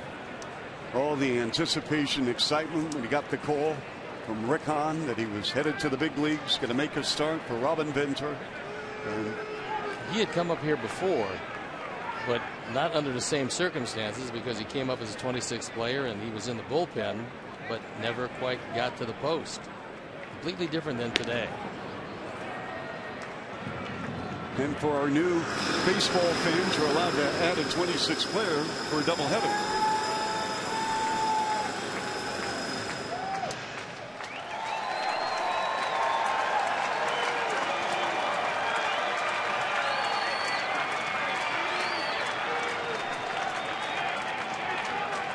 Here's the 1-1 pitch with nobody out. Davis at first for Baltimore. It's a called strike. Steve, I love social media.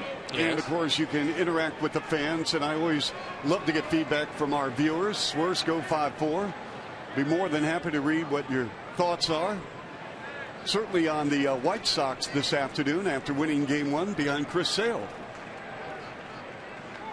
I would say you get some pretty good tweets. They're describing the performance of Chris Sale. He had it going. That was a pleasure. You know, you always appreciate great performances by an athlete, and I've seen a lot for the Chicago Bulls, whether it's Derrick Rose, Jimmy Butler, you know, the likes of Joakim Noah, on and on and on. But to watch Chris Sale on the mound this afternoon, wow. I talked with Mike Bordick, who is the analyst on television for the Orioles. He teams with Gary Thorne. He splits the games with Jim Palmer. And Mike Bordick said to me, with the stuff he throws, how does anybody hit him? I said, well, when he's right, which he was today, nobody does hit him.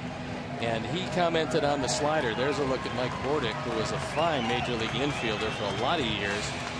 And he commented on the slider the fact that when he threw the ball outside, it nipped off the outside corner, but it came so far from the left-hand batter's box to a right-hand hitter that you gave up on it.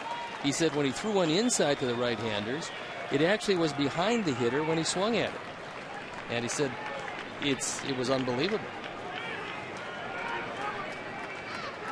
2-2 pitch.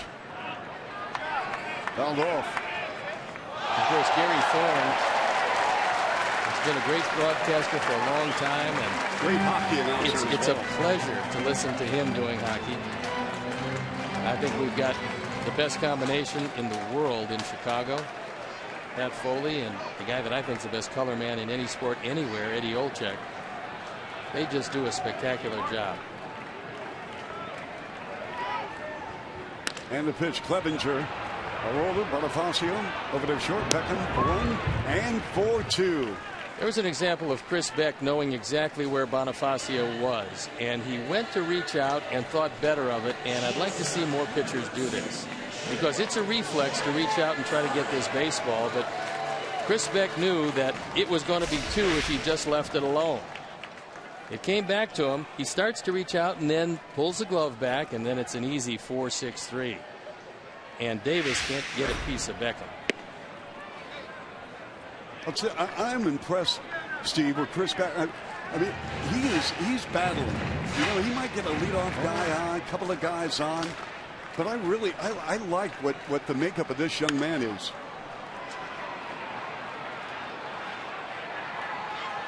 Beckham backs up and makes the grab. That's going to end the inning. So we go to the top of the 6th. Good job by the youngster Beck. Baltimore with a 4-3 lead.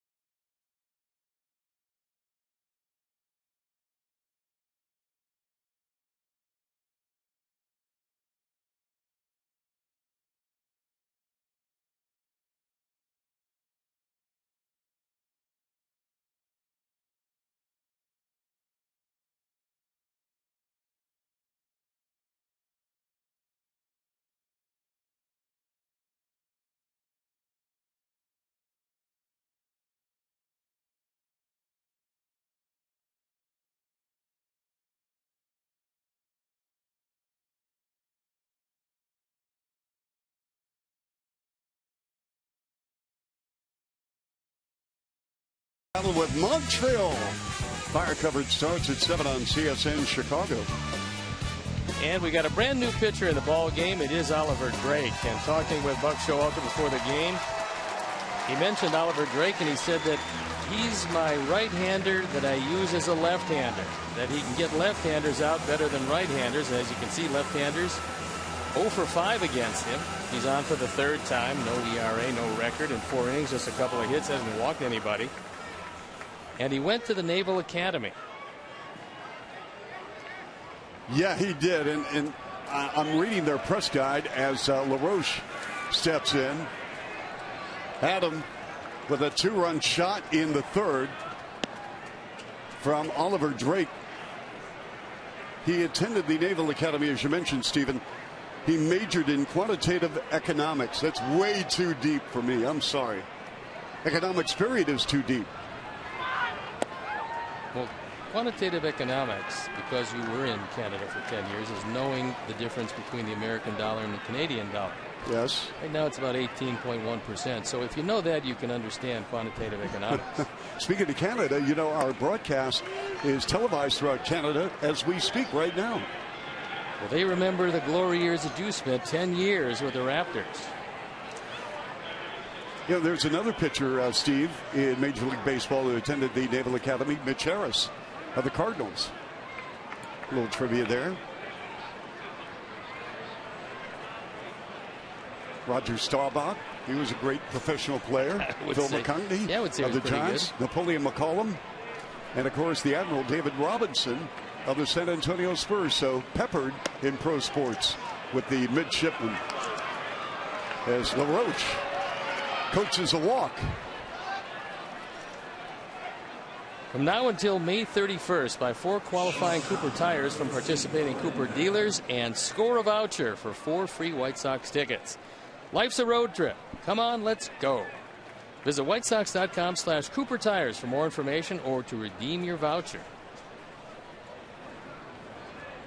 So LaRoche on at first. Breon Beckham, who's 0 for 2, a strikeout and a ground out. It's a doubleheader in Baltimore. We're going to have a visit at the mound with Clevenger. And Oliver Drake will be in Houston tomorrow. Carlos Rodon will take the mound against Lance McCullers. Then Jose Quintana on Saturday, and John Danes the series finale on Sunday.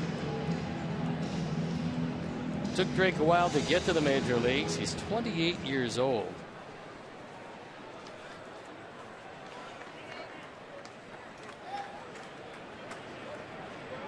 And he was a 43rd round draft pick of these Orioles. It was a good over the top breaking ball that settles in the zone. 1-1 the count.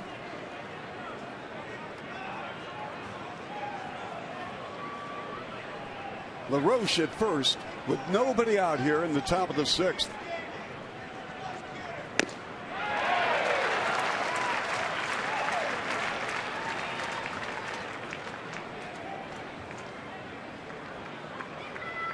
A ball and 2 strikes to Gordon Beckham.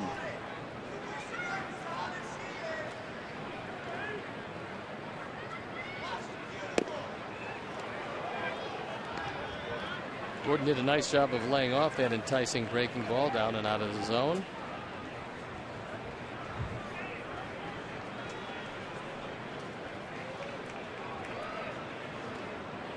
Beckham played third base in the opener against the Orioles, went 2 for 4.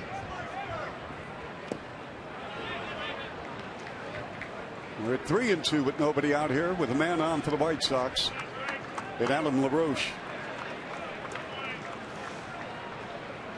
Sox, who were held homerless in the first game of the doubleheader, have hit 2 here in the second game, accounting for all 3 runs. Drake gets the sign from Clevenger.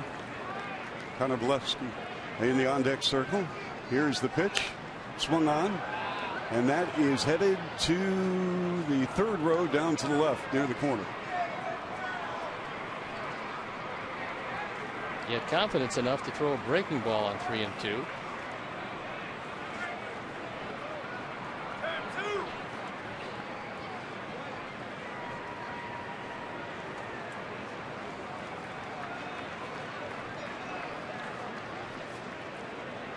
In the 6th inning of play here in game 2, Orioles holding a 4-3 advantage. Chop foul again.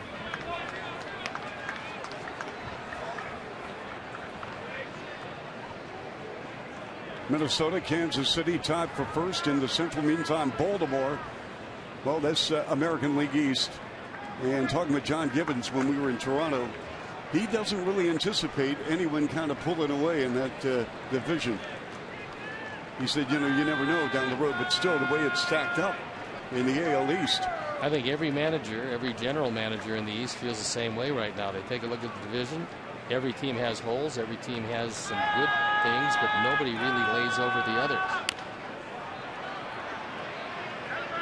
It's going to make the stands again. A pretty good battle as he keeps fouling off pitch after pitch.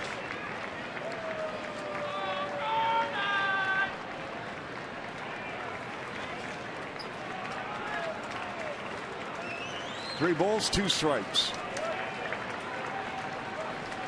Good battle here going on with Drake and Beckham. LaRoche off first base. Here's the pitch. Another foul ball. Souvenir down to our right. You know, when I was a kid, Steve, when I would go to, I grew up in Seattle prior to the Pilots. They had a AAA team. In fact, the first game I ever saw as a youngster, any baseball game of any sort, the old Seattle Rainiers, and on the mound that night was Wilbur Wood. He was property of the Red Sox. Went on to have quite a career. And you get a souvenir, and Beckham with a good eye, he's going to take a walk. Sox with runners at first and second with nobody out, but you get a souvenir baseball, always great for the fans. And what's great for the White Sox right now, Connor Gillespie is going to the plate with an opportunity here with the White Sox. Runners at first and second with nobody out. So Clevenger out to the mound to try to settle down his rookie but older right-hander.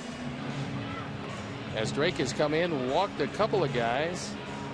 Connor Gillespie with 2 ground balls in his 2 at-bats. And he's been a little bit nicked up. Yeah, his foot has given him some problems, but quite obviously able to play and not feeling all that badly.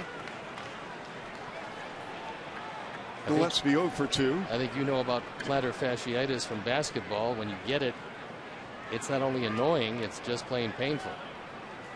Here's the pitch. Yeah, the Bulls, not necessarily this season, but in years gone by, Joakim Noah had plantar fasciitis. Taj Gibson had plantar fasciitis. Very, very painful. They said it was almost like stepping on a plate of crushed glass. Doesn't sound too good. No. 1 ball, no strikes. Gillespie at the plate. First and second for the White Sox. LaRoche at second and Beckham at first. That fastball right down the middle. Unfortunately, Connor swung right through it. The outfield pretty much straight away, and the sun field is right field. So that sun right in the eyes of Travis Snider, making it a little more difficult to, 1, get a good jump, and 2, see the baseball, especially if it's hit way up in the air.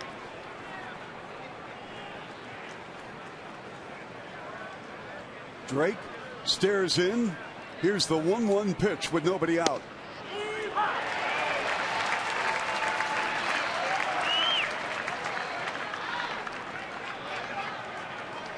It was a good 12-6 curveball. 12-6 meaning it was right over the top. And it caught the bottom part of the zone, as you see the Honda pitch tracks. If it comes over the plate there, pretty tough to deal with.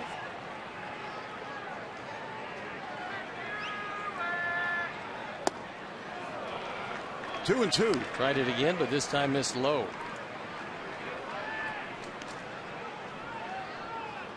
Gio Soto on the on-deck circle. He doubled in the second. Soto did.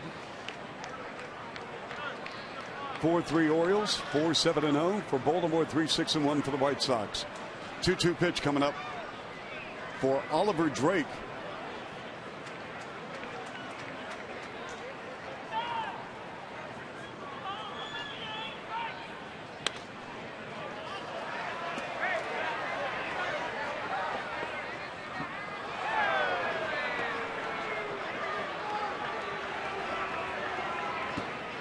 Steve, how many years did you play here in Baltimore?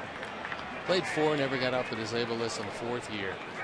So what did you do during the DL stint? I mean, did you know you were not going to pitch that year ahead of time? No, you keep on believing that you're going to get healthy enough to come back, and then you realize after a few cortisone shots, an MRI or 2, you realize that the problem is not correctable without surgery, and then you make a decision. Is there life after baseball? For me, I thought there was, although I didn't know what it was, and finally left. There's a fly ball to right. Snyder with the grab, and LaRoche motors over to third, and now they've got Beckham picked off, but he's out. Well, nobody has to tell Gordon that was one real bad base running play.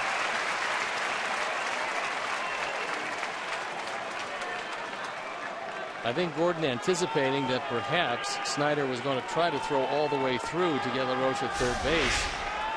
just straight too far off the bag. Snyder doesn't have that kind of an arm, and he's not going to make this throw all the way through. All you got to do is try to hit the cutoff man, which he does, and then it's pretty easy after that. So first and second, and nobody out, turns into a runner at third and 2 outs.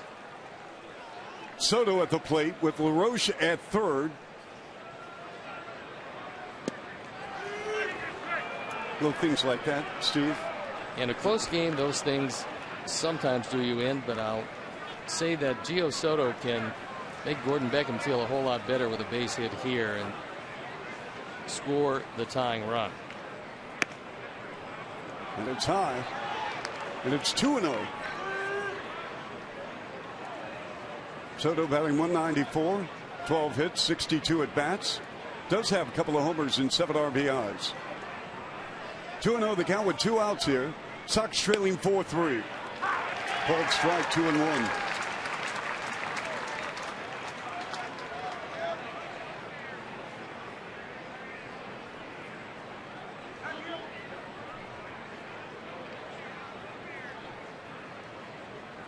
Drake with the set.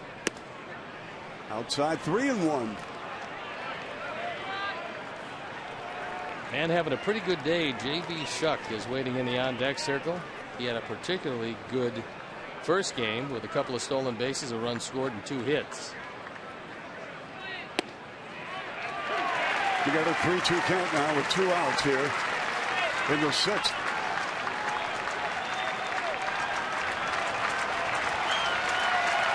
This Oriole crowd coming to life. Some enthusiasm here, drenched in orange jerseys and T-shirts. 3-2 pitch. Looks like Drake has a good splitter. High, and that draws a walk, and Soto goes to first. 3 walks this inning. And if Drake escapes this with no runs, it will be a job well done. They're going to have a meeting on the mound. It's Dave Wallace coming out. We saw him once going to the mound in the first game. He's an excellent baseball man. He's done just about everything in this game, from advisors to presidents of ball clubs, advisors to the general manager. He's been in the front office himself. He's handled organizational pitching for a couple of different teams. Now he finds himself a pitching coach with the Orioles, and one of the better respected pitching gurus in all of baseball. 18,441 on hand for a doubleheader here in Baltimore. Chuck is 0 for 2, ground out, fly out. Steve Stone mentioned that he had a couple of hits in game 1. He's had 3 straight games where he's had 2 hits coming into game 2 here at Camden Yards. 4-3 Orioles. LaRoche at third, Soto at first with 2 outs. Called strike.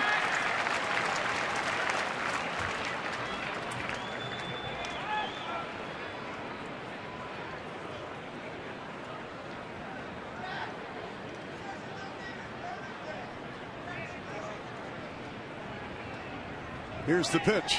Swung on, and that's going to be stabbed at second base by Flaherty, and that's going to end the inning. We go to the bottom of the 6th. Orioles with a 4-3 lead.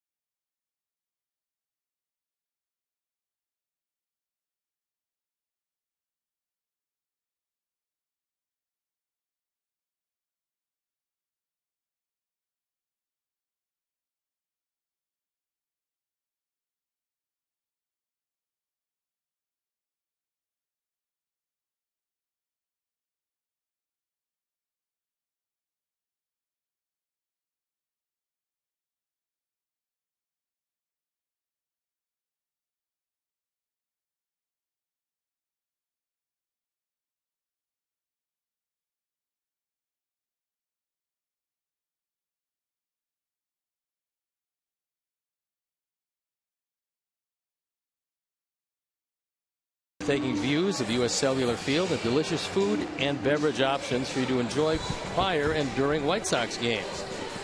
Purchase a First Merit Bank Stadium Club membership by calling 312-674-1000. Chuck Swirsky, Steve Stone, always a pleasure. Thanks so much for tuning in to White Sox baseball. Here in the second of two at Camden Yards in Baltimore. We go to the bottom of the sixth, 4-7-0 for the Orioles, 3-6-1 for the White Sox. And the youngster Chris Beck still on the mound for the White Sox. What's he shown you, Steve? Well, he had a good inning last inning. What he's shown me is he's getting more comfortable, and that's really a good sign. I know he was a little tight when the game started. Had some problems in the first, some more problems in the third. But he had a very good fifth inning after a leadoff walk. He got the double play ground ball in the pop-up. Here's a pop-up. Camped under it with a play. Does he have it? Gillespie dives in, and what's the verdict here? I don't think he has it. Nope. I say that because if he did, the fans wouldn't be scrambling for the souvenir. So he made a good attempt. When you reach into the stands, there's not going to be interference, and he has to go into the stands. He checks where he is. He knows he's getting to the rail and gets a glove on it. Unfortunately, the crowd and the ground can cause a fumble, and that one got away. Yep. There's a ball hit ball to right center field. It's all the way to the wall. Flaherty turns the corner with a stand-up double here in the bottom of the sixth.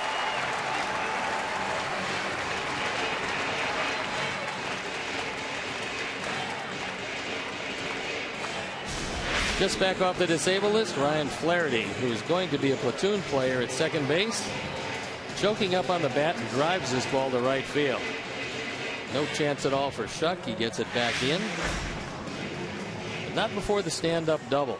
So when they get Jonathan Scope back, and that was a big loss, a man who had 16 home runs last year, it's going to be Scope and Flaherty playing second base in a platoon each and every day. David Lowe at the plate now with the Orioles with a leadoff man on and Flaherty at second base.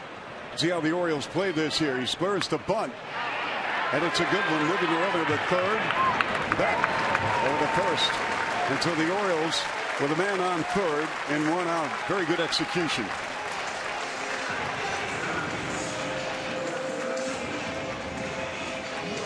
The catcher becomes the captain, and the catcher is going to tell the pitcher with his back to the play where to go.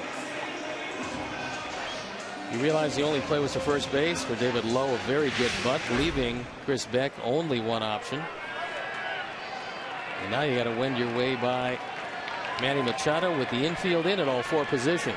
Machado tripled in the first, also scored a run. He's one of two. One out with a man on third for Baltimore. Brad Brock in the Orioles bullpen, warming up.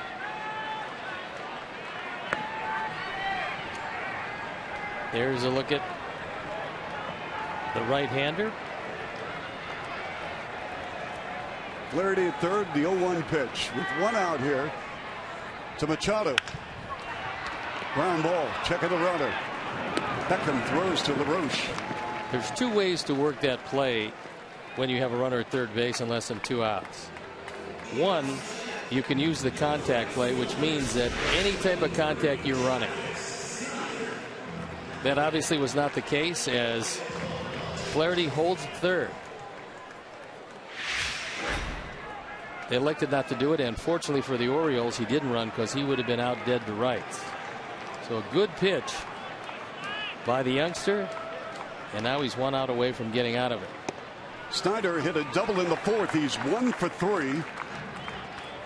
Struck out to end the first game. And he's getting a call today for Buck Showalter to play right field in game number 2. Former Pittsburgh Pirate, the Toronto Blue Jay. 1-0 pitch. And it's 1-1. Snyder, when he first came up, was very similar to Adam Lind. They're both left-hand hitters. They both hit the ball pretty well. For Lind, he had some big years with Toronto before finally moving on to Milwaukee. And for Snyder, he never quite accomplished what they felt he would when they brought him to the major leagues. Hoping to find it here in Baltimore. 2 out, 1-1 pitch. 2-1.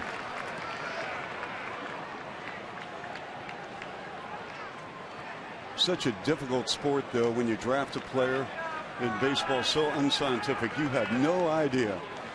And the draft is coming up June 8th through 10th. Arizona Diamondbacks have the first pick for only the second time. The first time they had the first pick, it was Justin Upton. May I ask you a question? Is there a consensus #1 pick, Steve? Not this year. There are some scouting directors that tell me that it's a thin draft. There's others that say that it's a deep draft, but it's not top heavy, that there is no consensus at the top. 3-2 to Snyder. So with the Diamondbacks getting the first pick, you have a lot of other teams looking at a whole lot of people. The Diamondbacks have been linked to Dansby Swanson. There's also a right-hander out of Santa Barbara, Dylan Tate. Vanderbilt has a right-hander, Carson Fulmer. Illinois has a lefty, Tyler Jay. 3-2 pitch fouled off again. Well, we're going to see Carlos Rodon pitch on Friday. And that's going to be great for you to see him up close and personal. We've seen him. He's got very good stuff. What he has to do is harness his command and control. If he does that, the slider is unhittable when he throws the hard slider. He's got 2 speeds of sliders. 3-2 pitch swung on, and it's a base hit. That's going to score a run. Snyder delivers, and it's 5-3 Baltimore.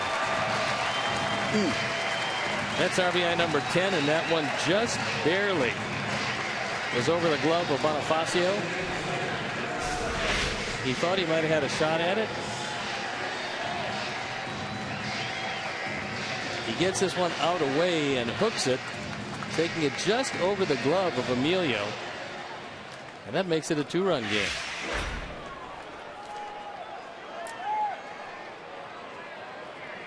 And we're going to have a meeting on the mound now with 2 outs. Travis Snyder lifted the Orioles to a 5-3 lead here. Baltimore with 9 hits. And we're in the bottom of the 6th. Are they just giving some time to the pen? They are doing that. He has handled Paredes pretty well, so they're going to give him a shot to get out of this inning as Dan Jennings is throwing in the bullpen. Tell me a little about him, Steve. Dan Jennings started off exceptionally well. He had a couple of rough outings since then, but he's got really good stuff. If he gets a slider in the neighborhood, they don't hit it.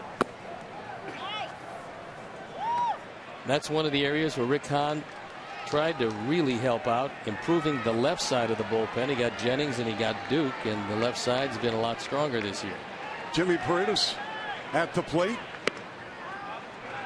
Paredes is 0 for 2 with a walk and a run scored in the first.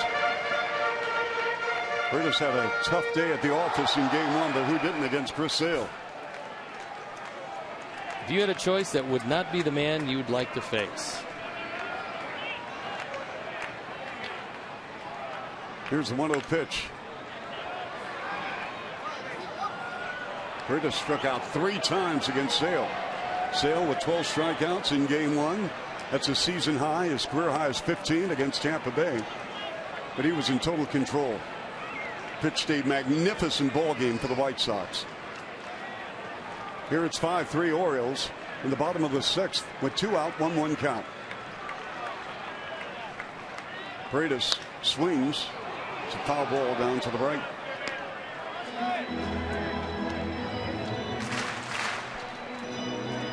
It's going to be Beck's 98th pitch.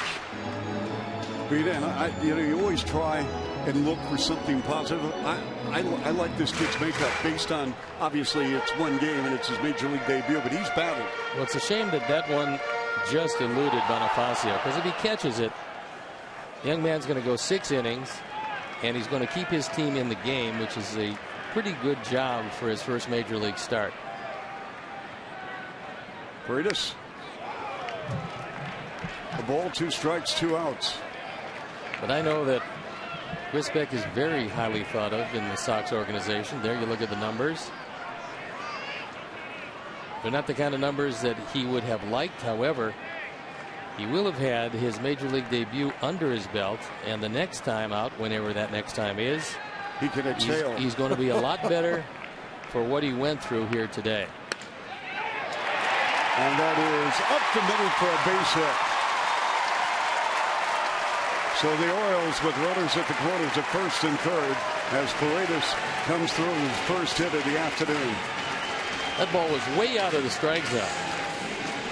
And Paredes, who has expanded that zone, takes it right back up the middle. This ball's a good 6 inches outside.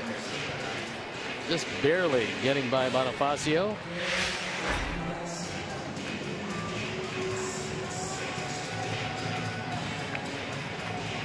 And with Adam Jones at the plate, who's 1 for 3. He singled and scored a run. And he's got Jennings ready for Davis. And you just have to hope that he'll be leading off next inning. 5-3 Baltimore. Snyder at third. Chopped. And it's going to be a foul.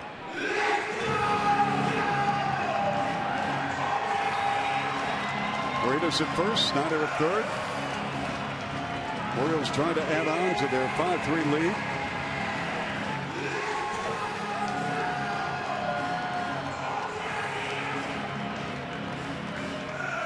.100 pitches and into the 6th inning.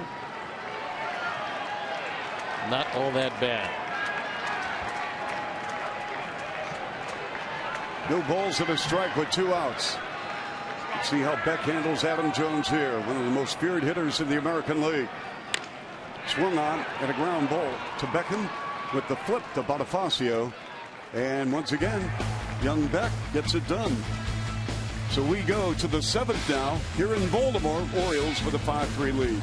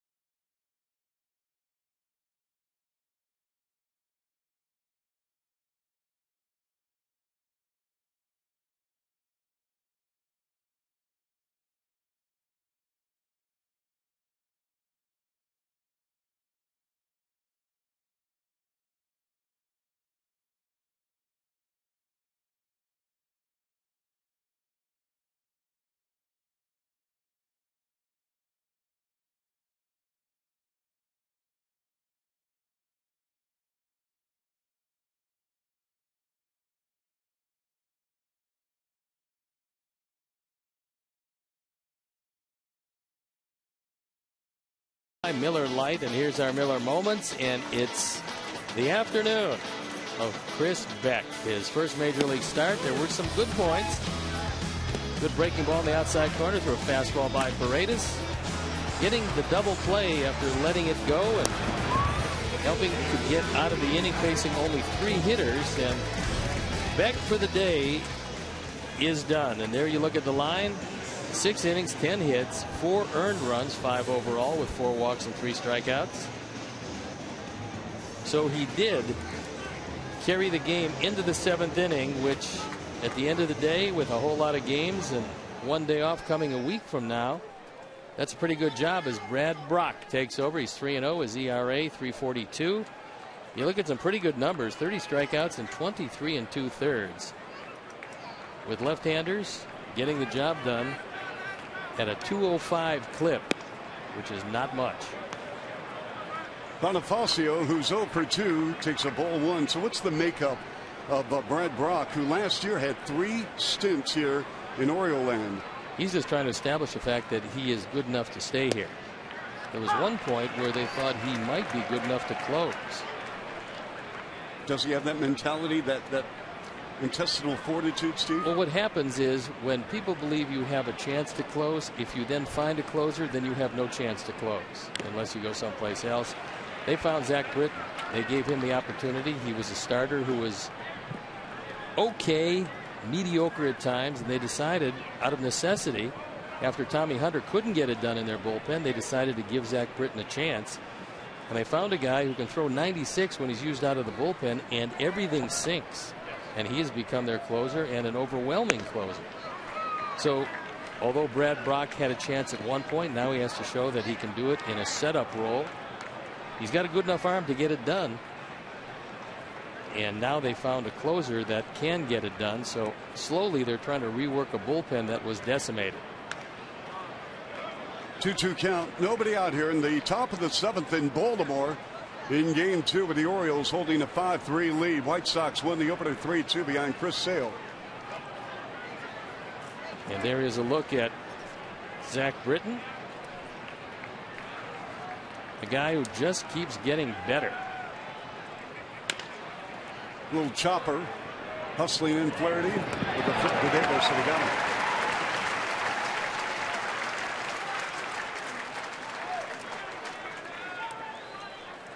So Bonifacio is retired. As Breon, center fielder Adam Eaton, 1 for 3, started the ball game with a solo homer in the first. And odds are we'll see Britton in this game unless there is a substantial rally. Britton last year had 37 saves, a minuscule ERA in the mid-1s in 71 appearances. So he's taken over, and it looks like he's got a stranglehold on that job.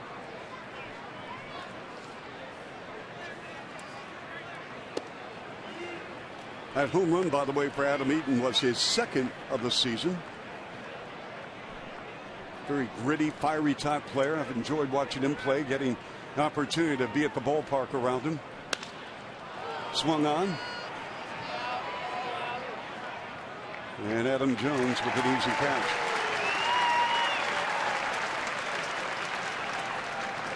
Last year, Brad Brock was 7-1, his ERA 3.18 in 46 games. He was a closer in the minor leagues. He saved as many as 41 games his 2nd year. 33 he saved when he moved out of Arizona rookie ball. So they thought for sure this was their guy. Cabrera, who's 2 for 3 this afternoon here in game 2 with a couple of singles that are unscored. Melky now batting .251 and an extra base hit in game 1. The White Sox 3-2 victory. Just outside, 1-1.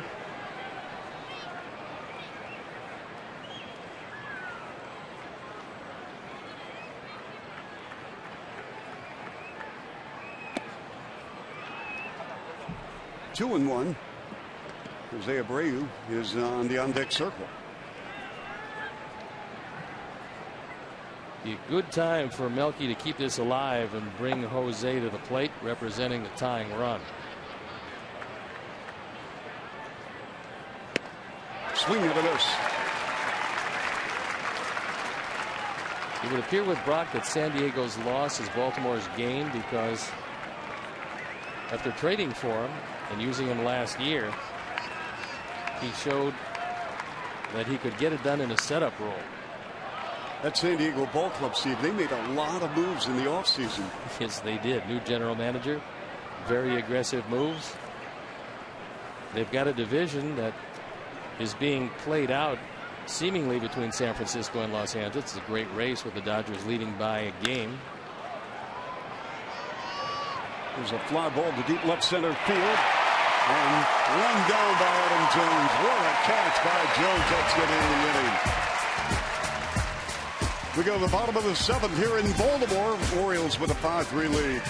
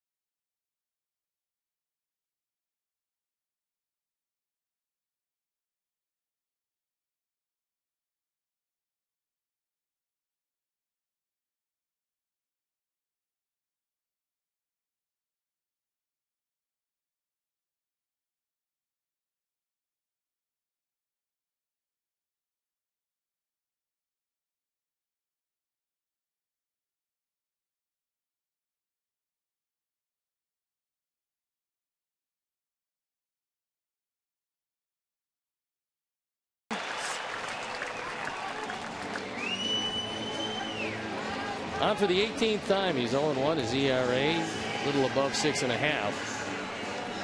The 12 walks in 19 innings has been somewhat problematic. Right-handers have done very little with him. And so he's got to deal with Davis, Clevenger, and Hardy here in the bottom of the 7th inning. And Davis' bat of late is booming for the Orioles, and they're obviously pleased with that. He's been in a horrific slump, as many of the Orioles players have in the month of May, but he's starting to warm up. Had 2 homers yesterday against Houston, followed up by a 2-run blast in Game 1 as the Sox hung on for a 3-2 win. He's 1 for 1 here in Game 2. Skied to left field. Easy play from Elke.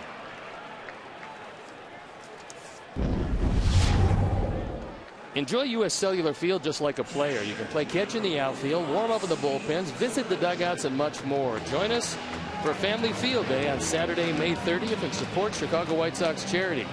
To purchase tickets, visit whitesoxcharities.org.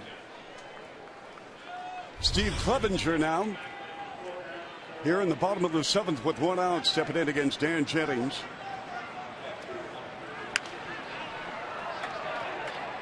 Jennings in his first season with the Sox after 3 with the Marlins, from Nebraska and from West Des Moines, Iowa.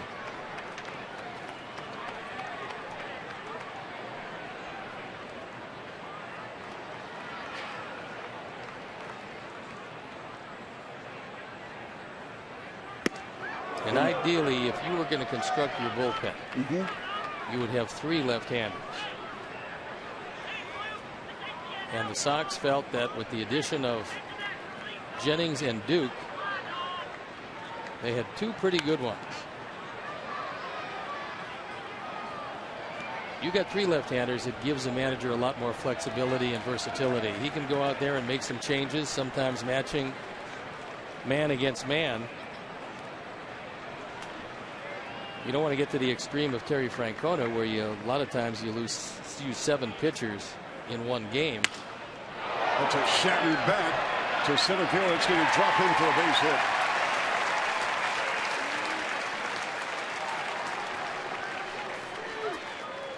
Okay, so here's another question. I know I've only asked you like 2 million questions in 4 years, but I got to ask you. Sure. I've seen so many bats broken. Is it the wood? Is it what's going on here? It was when they went away from ash consistently and went to maple bats. Maple bats they might allow you to hit the ball with a little more velocity shooting through the infield and going out of the ballpark, but they do break much easier. Now they've come a great distance in the last few years because they used to break and then pinwheel into the stands. They're not doing that near as much these days, but they still are very easily broken, and that's because of the maple wood.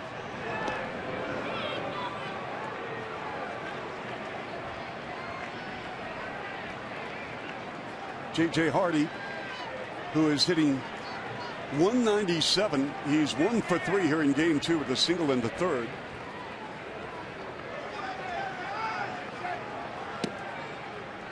Takes a strike.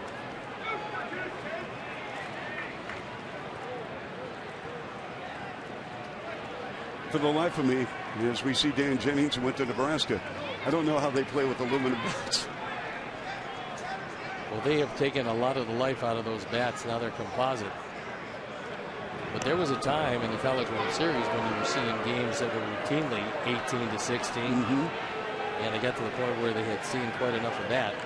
Well, I'm also talking about player safety. I mean, wow. There's no doubt.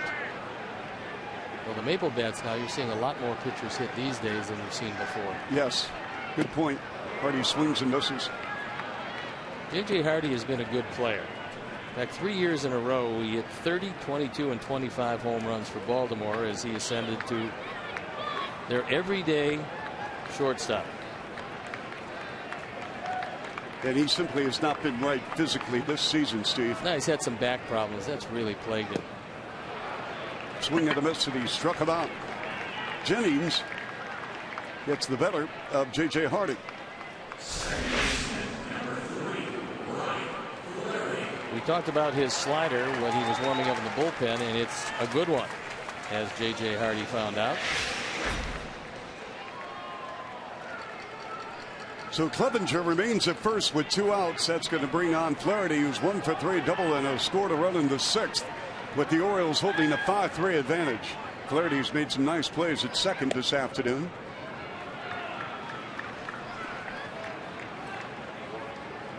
Good utility player. Been hampered with a groin situation. Just got activated. Orioles have been hampered with the injury bug during the course of the season. Have already a couple of players in rehab in Norfolk and Bowie.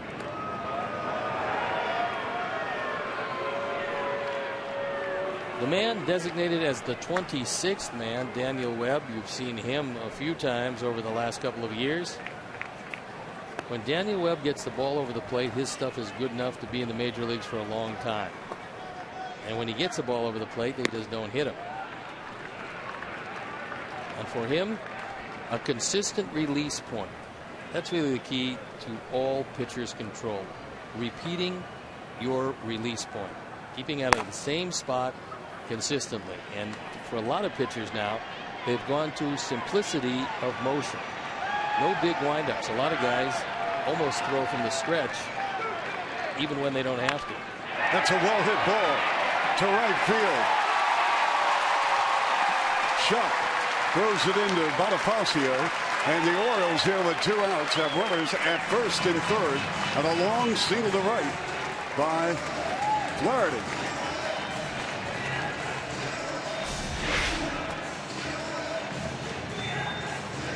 This is a fastball that Jennings tries to get inside on Ryan Flaherty, but he's able to pull his hands in, get the head of the bat out, and JB runs it down, making sure that Clevenger can't score. So Don Cooper out to the mound. He realizes that you can live with a 2-run game. It gets a little more difficult, especially with the quality of their closer if you get the 3 runs. With that in mind, he's imparting some wisdom to Dan Jennings and what to do with David Lowe.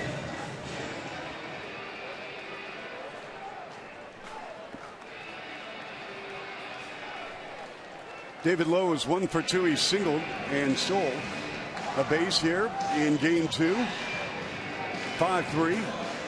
Baltimore here in the bottom of the 7th. The Orioles with 12 hits in game 2 after being held to only 6 in game 1. In large part because of the dominance of one Chris Sale.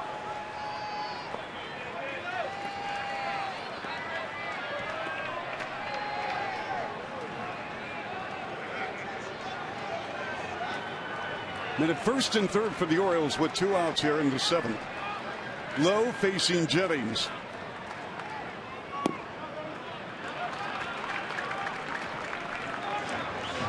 We faced Danny Valencia in Toronto with the Blue Jays. And David Lowe was traded to the Orioles in exchange for Danny Valencia back on December 18th of 2013. Funny how the dots connect. It is that. 1-0 pitch coming up for Jennings. Charging on the play. Beckham, and it gets away from Adam LaRoche. They just kind of scoop it up. They're going to wave around now, and we're going to have a play at the plate, and he is out. The Clevenger scores. Flaherty is out at the plate. And the Orioles had a run. So we go to the 8th inning. Baltimore in front of the White Sox here as we go to the 8th, 6-3.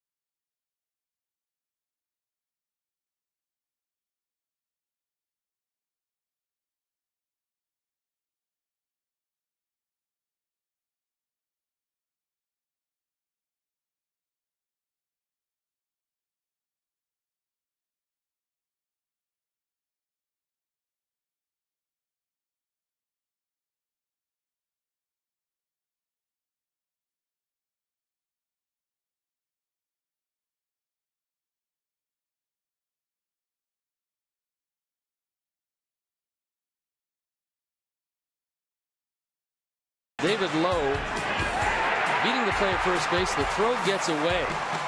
And here comes Ryan Flaherty. He thinks he can score. But the throw to the plate as J.B. Shutt guns him down. One scores. It's scored.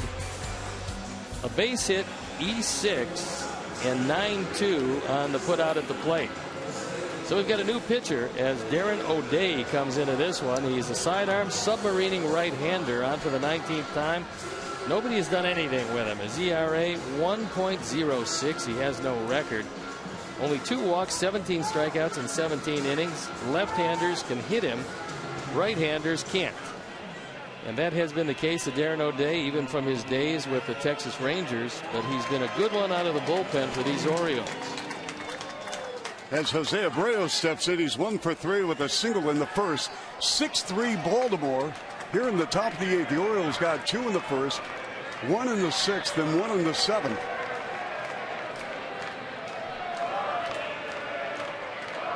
O'Day's first pitch. Cold strike. O'Day from the University of Florida took the Gators to the College World Series in 2005. If O'Day gets that last pitch called, there's not a right-hander on the planet that can hit him because that ball was 3 inches off the plate and moving away. Abreu holds off, and it's 1-1. That was almost an identical pitch. That one called a ball.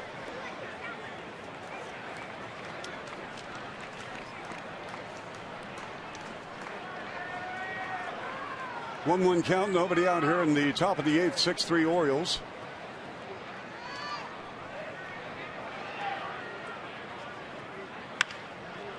Abreu swings. Shallow right field. It was grabbed by Flaherty, who covers a lot of ground. Want to find bacon on a stick? I know I do. Want to ride the red line and find out where they go after the game? Interested in a seat upgrade? Download MLB.com Ballpark, the official U.S. Cellular Field Ballpark app for iPhone and Android smartphones. Visit WhiteSox.com/ballpark app to learn more. We have one out in the top of the 8th. LaRoche, 1 of 2, a 2-run shot in the 3rd. Had him now with 5 homers and 20 RBIs, batting .243. Talk about the College World Series. You know, Steve, I actually was in Omaha, Nebraska, visiting friends during the College World Series in '96. I saw Chris Benson pitch for Clemson. He turned out to be the #1 pick, I believe, in the draft. #1 pick for the Pirates. Yep. But what a joy and a festive occasion in Omaha, Nebraska for the College World Series. And they do such a great job rolling it out. 2 balls, no strikes with 1 out. White Sox trail 6-3 here in the top of the 8th. I know for the guys that get a chance to play in it, it's a lifetime memory. The pitch swung on, ripped foul. Now you and Thurman Munson had a great ball club, did you not, at Kent State?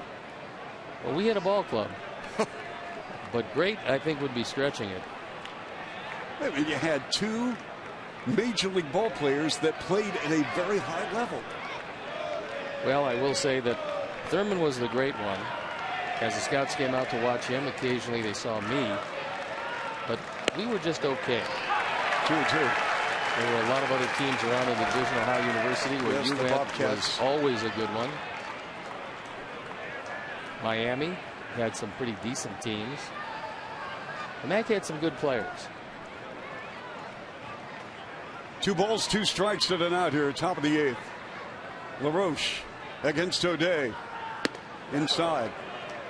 In fact, you know, we were talking about Adam Eaton. He's from Miami of Ohio. Jack Cusick, a former White Sox right-hander, went to Miami of Ohio, along with Bill Long, who pitched for the White Sox in the 80s.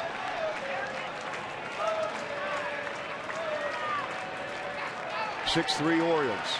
3 balls, 2 strikes, 1 out. Swung on. Again, shallow left. But it's grabbed. Machado makes the play, and there's been 2 hitters, and there's been 2 broken bats.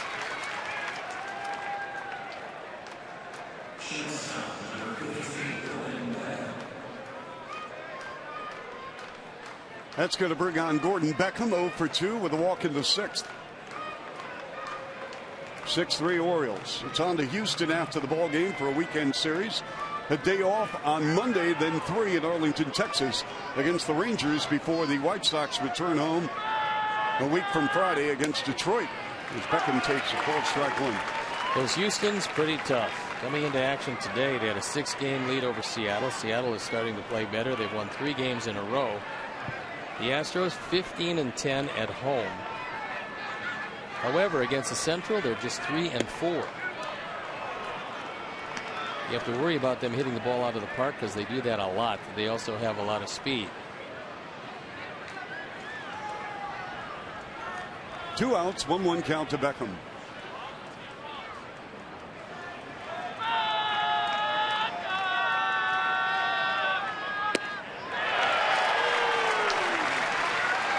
That's what makes O'Day so tough against the right-handers.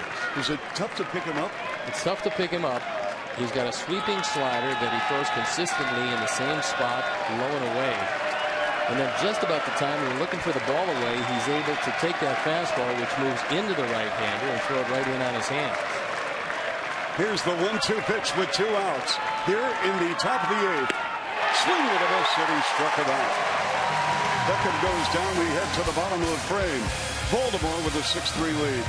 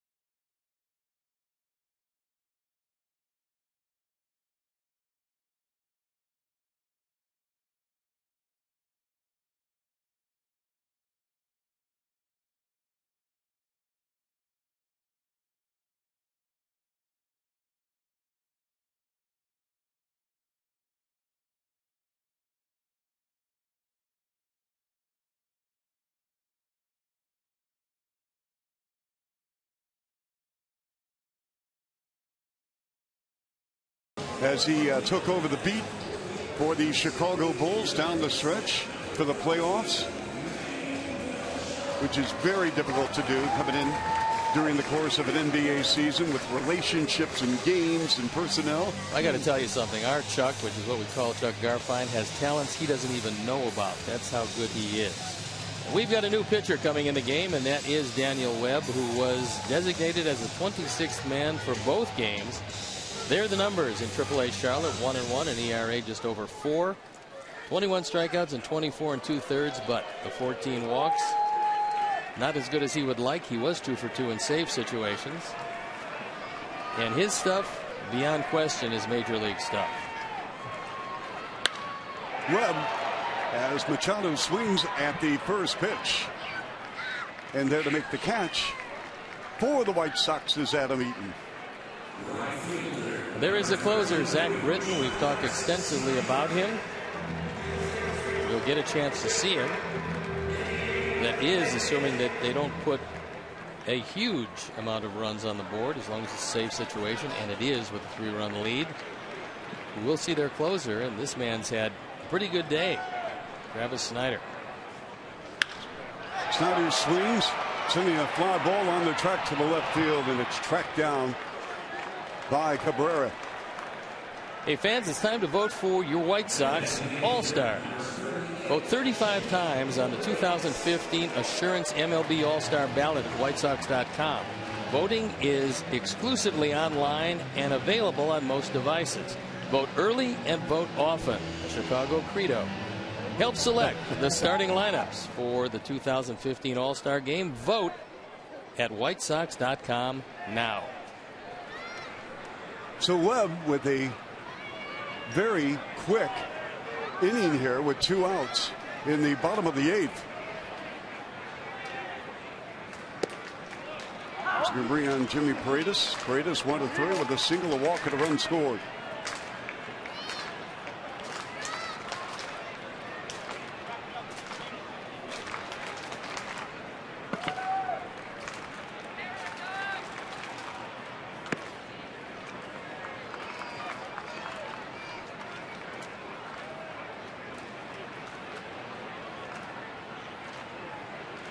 One and one, 2 outs. The work from Webb. It's 1-2. You're supposed to beat him to it.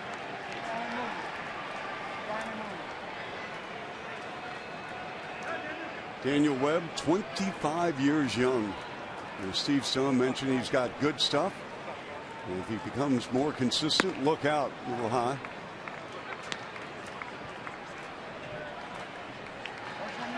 Daniel's one of the very good arms in the organization. And he's had a couple of shots here.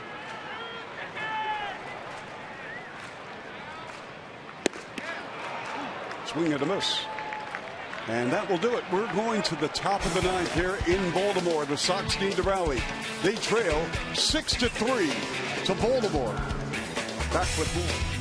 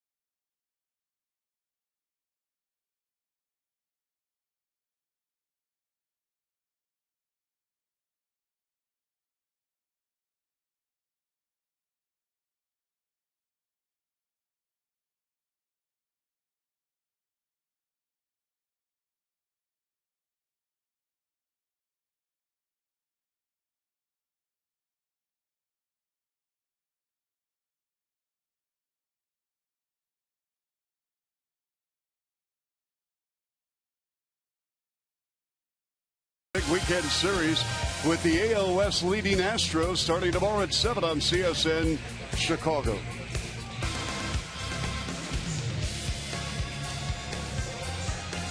Their closer is in the ball game, and it is Zach Britton. He doesn't have a record. He does have a 2.45 ERA on for the 20th time, looking for his 13th save. There you look at the numbers: just 3 walks, 23 strikeouts, and he's 12 of 13 in save opportunities. He's going to face Carlos Sanchez to lead it off. Sanchez, a couple of RBIs on the season, batting 167, takes a cold strike one. Normally it's an accomplishment if you can hit the ball in the air against Britton, because he's got just an exceptional sinker. Finished 4th a season ago in American League saves with 37. Sanchez, quick 0-2 count now. He had to go to mid-July to August last year, converted 18 consecutive save opportunities. He's a good one, Stephen. He was a man that really couldn't do it consistently as a starter, so they took a shot. It worked out awfully well. Here's the 0-2 pitch. 1-2. White Sox down in this ball game 6-3. Adam Eaton led the ball game off with a solo homer in the first. White Sox actually reclaimed the lead 3-2 in the top of the third, but since then it's been all Orioles.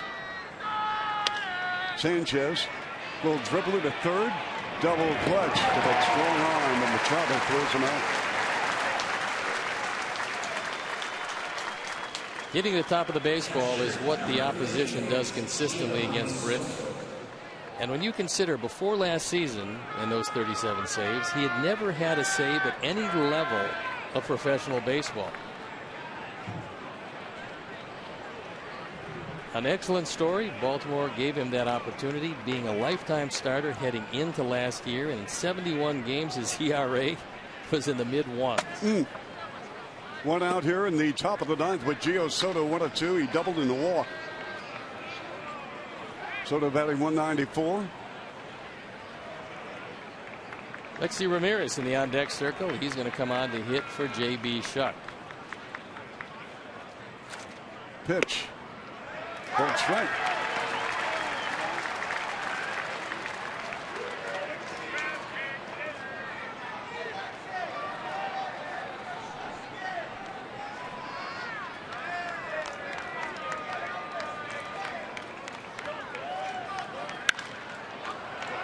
It was a high fly ball to right center. Camped under it. It was not it. The White Sox are down to their final out.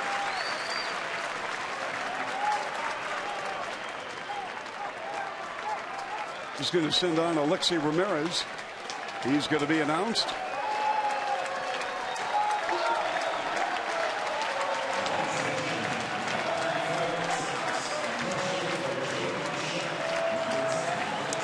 Ramirez went 0 for 4 in game 1.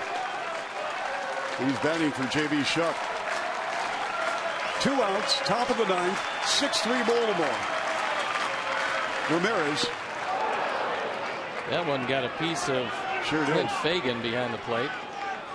The umpires love that. Now, Clint didn't umpire the first game, but had he been out here all day and then taken one off the leg with 2 outs in the ninth inning, they can really appreciate that. Yeah, that got him off the knee, and even though there's a shin guard there, you can still feel it. 1 ball, no strikes, 2 outs here in the ninth. Ramirez. Foul, and it's 1-1. Yeah. So was this the first baseball doubleheader you ever did? Yes. You mean with the Columbus Clippers in 1979? You never did any doubleheaders? I'm talking about play-by-play, but you know what, Steve? This has been a delight. I cannot fill the shoes, nor will I, of Hawk Harrelson. But, you know, I love the sport. I love working with you, and I mean that sincerely. And hopefully the White Sox can put together a nice little run here as they take on the Astros tomorrow with Carlos Rodon on the mound. And they will have split the doubleheader, assuming that nothing changes from where it is now. After losing 2 of 3 in Toronto, so it'll be 2 and 3 the first 5 games of this very difficult road trip, which at the end of the day isn't all that bad. 1-2 pitch, swing with a miss. He struck him out, and the ball game is over. And the White Sox drop game 2 to the Orioles, 6-3. Not all that bad a start when you look at Chris Beck making his major league debut. Unfortunately, he made a couple of mistakes. That's to be expected, giving up the 10 hits. But with a split in the doubleheader, it's not all bad in Baltimore. This is a pretty decent Oriole team that hasn't gotten its footing quite yet.